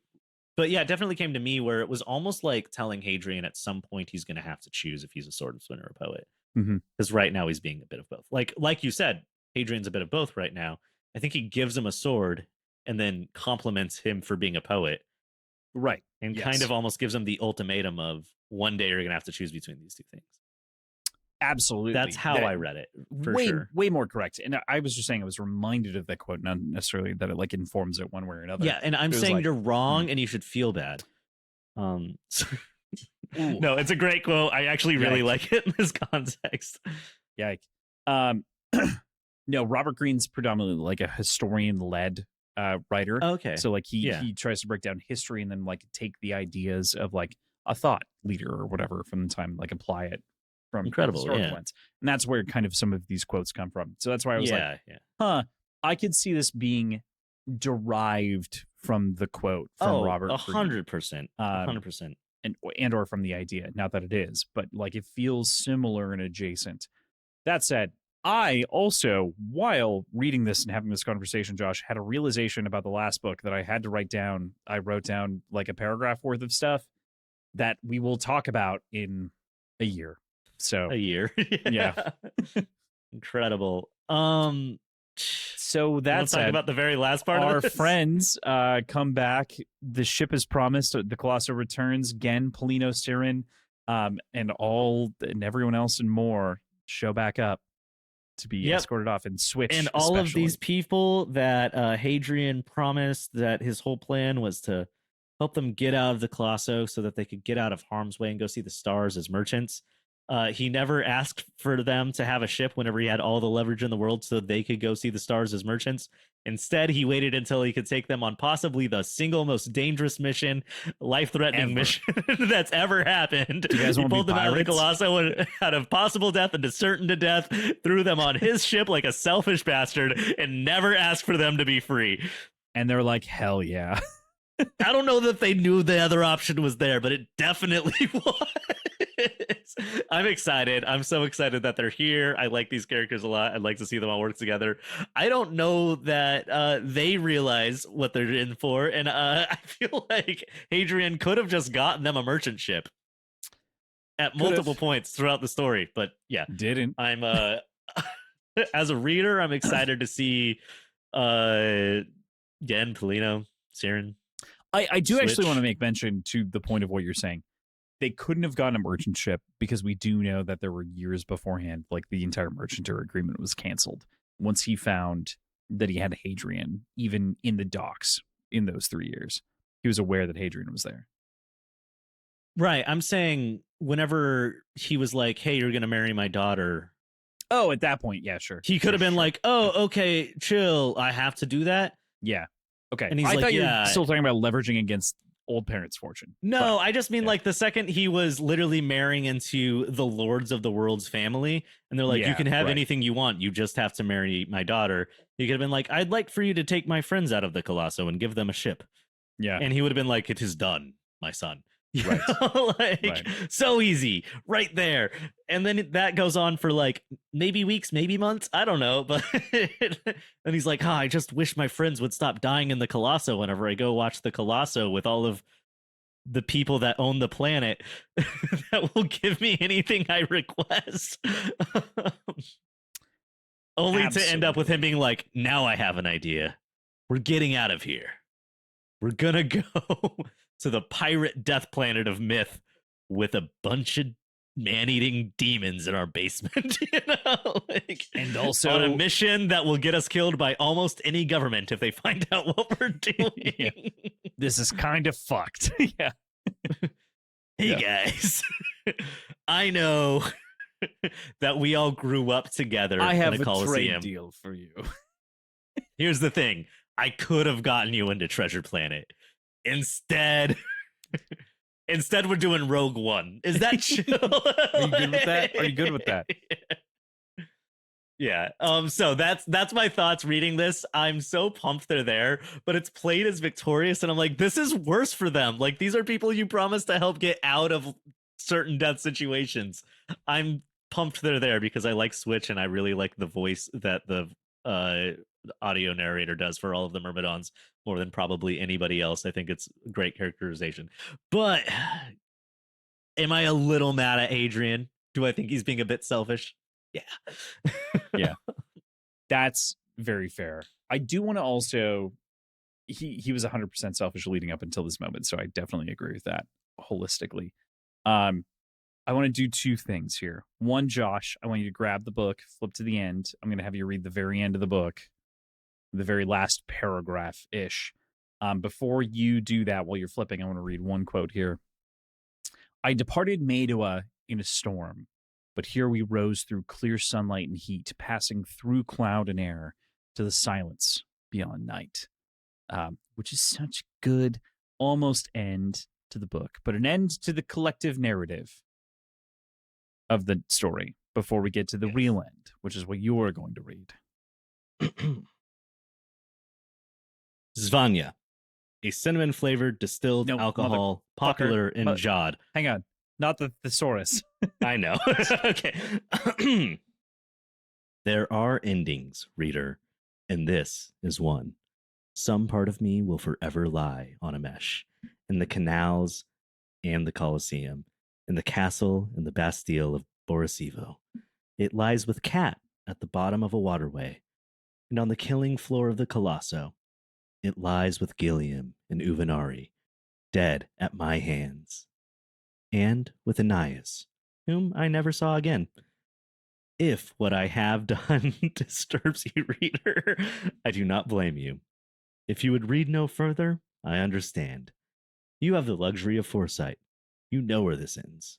I shall go alone. Such a cool wrap up. Also a funny like dare you to the reader to be like, hey, if you didn't fuck with this, you don't have to read the other books. It's fine. But you probably should, because there's more shit. Yeah. But also I have now, to double check something really quick. Yeah, sure. I just read it, but whenever you're reading something, sometimes you're not processing it as much. All right. Sorry, I gotta. Yeah, completely. Okay. In the audiobook, it is different. Which is? He does say there are endings, reader, and this is one of them. From that point on, every time he says reader, he says listener. Oh, yeah. He changes that. Yep. I just thought that was interesting whenever I was listening to it, and I wondered if it was different in the book, and it is. Definitely. I will say as well, it's important to note that we've ended every episode of this podcast with that, dear listener. There are endings, and this is one. Oh, you're doing a little sneaky. You're throwing little stuff in the books from the books that I didn't read yet because I didn't read them yet, and you knew I wanted to know about it. Playing a little bit. And it's my first season, so I didn't know that that's not just a normal way to end it. Nope. This is this is specific to this book. All right. Well, from now on, I'm going to start every episode with a wind blew out of the east. That'd be good. I have a plan for the Dark Tower books. Don't worry about it. Yeah. That said, do you have any strong feelings about the ending? About Rutherford Ramsay wore white on the day he was to finish a book.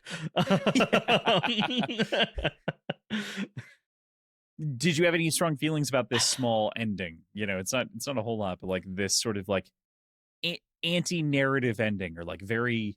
This is the writer speaking. This is Hadrian writing to us. I'm not gonna lie to you. It bugged me for one very specific reason. Sure. At no point in like the format of how the story is being told, like the writing device of the story, did I assume that Hadrian was specifically writing separate novels. Oh. I was like, yeah, he's writing down his life story, and then I hear him like, motherfucker's writing different novels. He's writing end of part one of my life story. He says like, I don't think anyone will ever read this. I just have to put these thoughts on paper. And he's like, well, if I'm gonna put the thoughts on paper, I'm gonna make sure it's like 7 novels. He's like, but this is an end to a chunk of the story. So. Yeah, this was a big shot. No, it totally works. But I did immediately go, and it was less like it was less of a critique of like the writing of the book from like an outside real world perspective, and more that's so fucking Hadrian, you darn melodramatic bitch.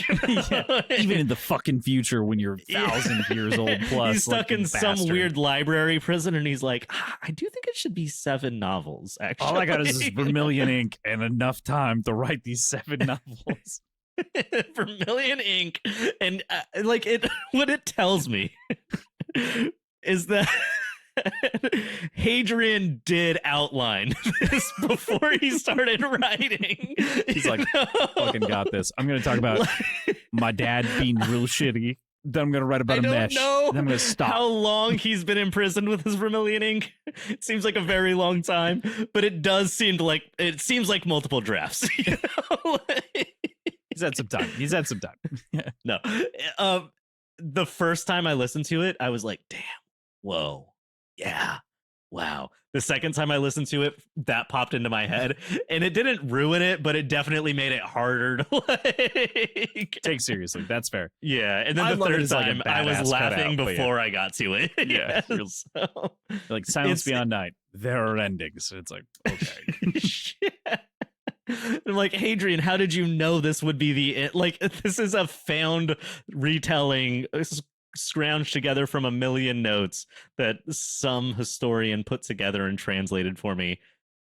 And yet you knew that they'd probably cut it here, you know? Like, maybe he just knows the limits of binding. And he's like, that's about as many pages as we can fit. That's about as many as we can do.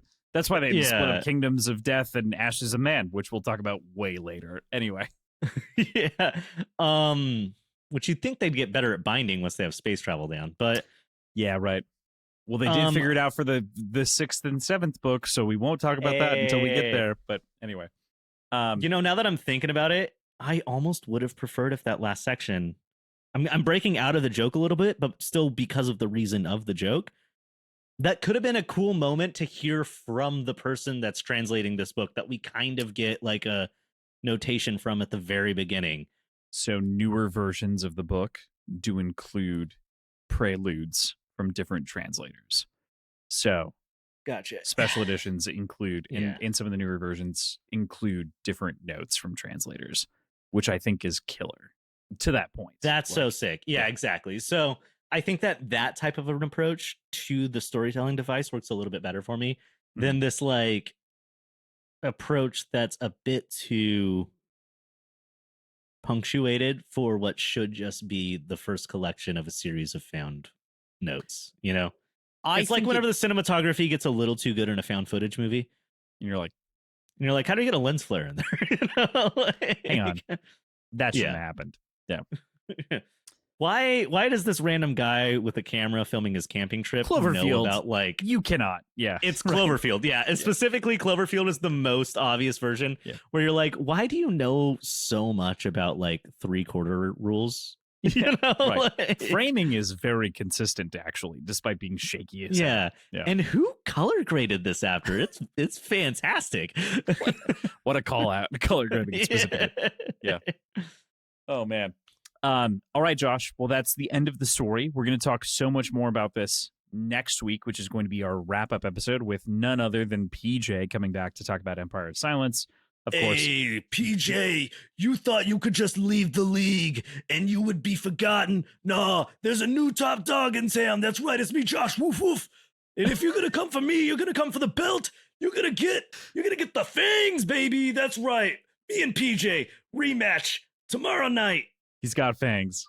I don't know if you heard that. Maybe. I don't know. Basically, I think we should play this up as like a wrestling match, like John Cena's coming back, you know. We can't see him right now in the video because he's waving in front of his face. Yeah. If you want to do some big like like promo videos where it's like bad CGI of us like coming up at each other. Oh, I love that idea. That'd be good. So good. And then we can end it with PJ feeding you the beer from 2 years ago. No. I was like, that should never see the light of day. And then I joined this podcast and you're like, we're going to post it. Yeah, you were like, we can post it. And I was like, okay. Dear listener, I've lost a lot of weight since then. Okay, don't judge. I do also want to mention, you have, congrats. But I do also want to mention that for anyone else of whom is listening to the podcast normally, and whatnot, Lesser Devil is going to be the next thing that we're covering. It's going to be one episode. We're not splitting it up. That will be with Erin from Howler Pod. So she will be joining us as well, just for like a full summary kind of conversation on the book and our feelings on that novella. So yeah. There will be with Lesser Devil a specific companion musical listening that's kind of required. It's only on SoundCloud. It's by Social Cues. Social Cues. It's a song called Devil. Just go ahead and check that out. Yeah, for sure. You should. My check band. it We out, have a though. song called Devil. Yeah. You should probably. I don't know. Go listen to it. It was good. I don't know. That was one that was released in the last year of like song releases. Yeah, that was right? one of those Yeah. one. I don't know. Yeah. Yeah. But basically, if you ever want to listen to my band, it's on SoundCloud mostly. That's all the demos, and then we have 2 songs on Spotify. Yeah, you should do it. Do it now. Do it now. All in Cool. all, great book. Weird pacing. We'll talk more about that next week. Yep. That said, thank you for listening to this week's podcast. You can find us on social media, Words Whiskey Pod on Instagram, Blue Sky, and Threads. If you'd like to reach out to us directly, feel free to shoot us an email at wordsandwhiskeyshow@gmail.com. Mostly Instagram, Blue Sky, Threads these days. So check us out there. If you'd like to support what we do here, check us out on Patreon at patreon.com/wordsandwhiskey. We've got all sorts of bonus content raring to go over there. I say this every time because it's what's written. Crossland just wrote it. He said, hey, you can say whatever you want. And I'm raring to say. It's partially meant to be improvised, but I maybe should write even funnier things at this point. I should just like really like spin it into something really obtuse. I think you should leave that because I forget that I'm supposed to improvise every single time whenever I get there. It's so messy. It's so good. And every time I get to raring to go, you like, can hear my soul leave my body a little bit. I can see the light leave your eyes from the moment. It's like, yeah, you should check us out on Patreon. raring Absolutely. It's go. we're loaded for bear. What does that mean? Exactly. Beyond that, leave us a review on whatever platform you're listening to us on and or watching us on. Definitely check us out on YouTube if you haven't before. You can see our cocktails, which is kind of a fun new thing. We're flashing in front of the camera, obviously, and beyond that, you can see me try to hide reactions from Josh if that's something that's interesting to you. People have been begging for that for years. Like, I wish I could have seen Crossland's face when XXX happened. So you can see that now, I guess. But beyond that, yeah. Shit. I'm so sorry. Cut. It's been so many weeks. Is this where I threaten them? No. I just threatened them, kind of. Okay, cool. All right. That's Is this all where right, I cool. threatened them? Just with that, dear listener. All right. Dramatic. Flips through the page. It's fine. Doesn't matter. All right, here we go. With that, dear listener, there are endings, and this is one. Good night, afternoon, morning. See you next time. What time is it? I do. Go ahead and get in the comments. Almost 2 in the morning.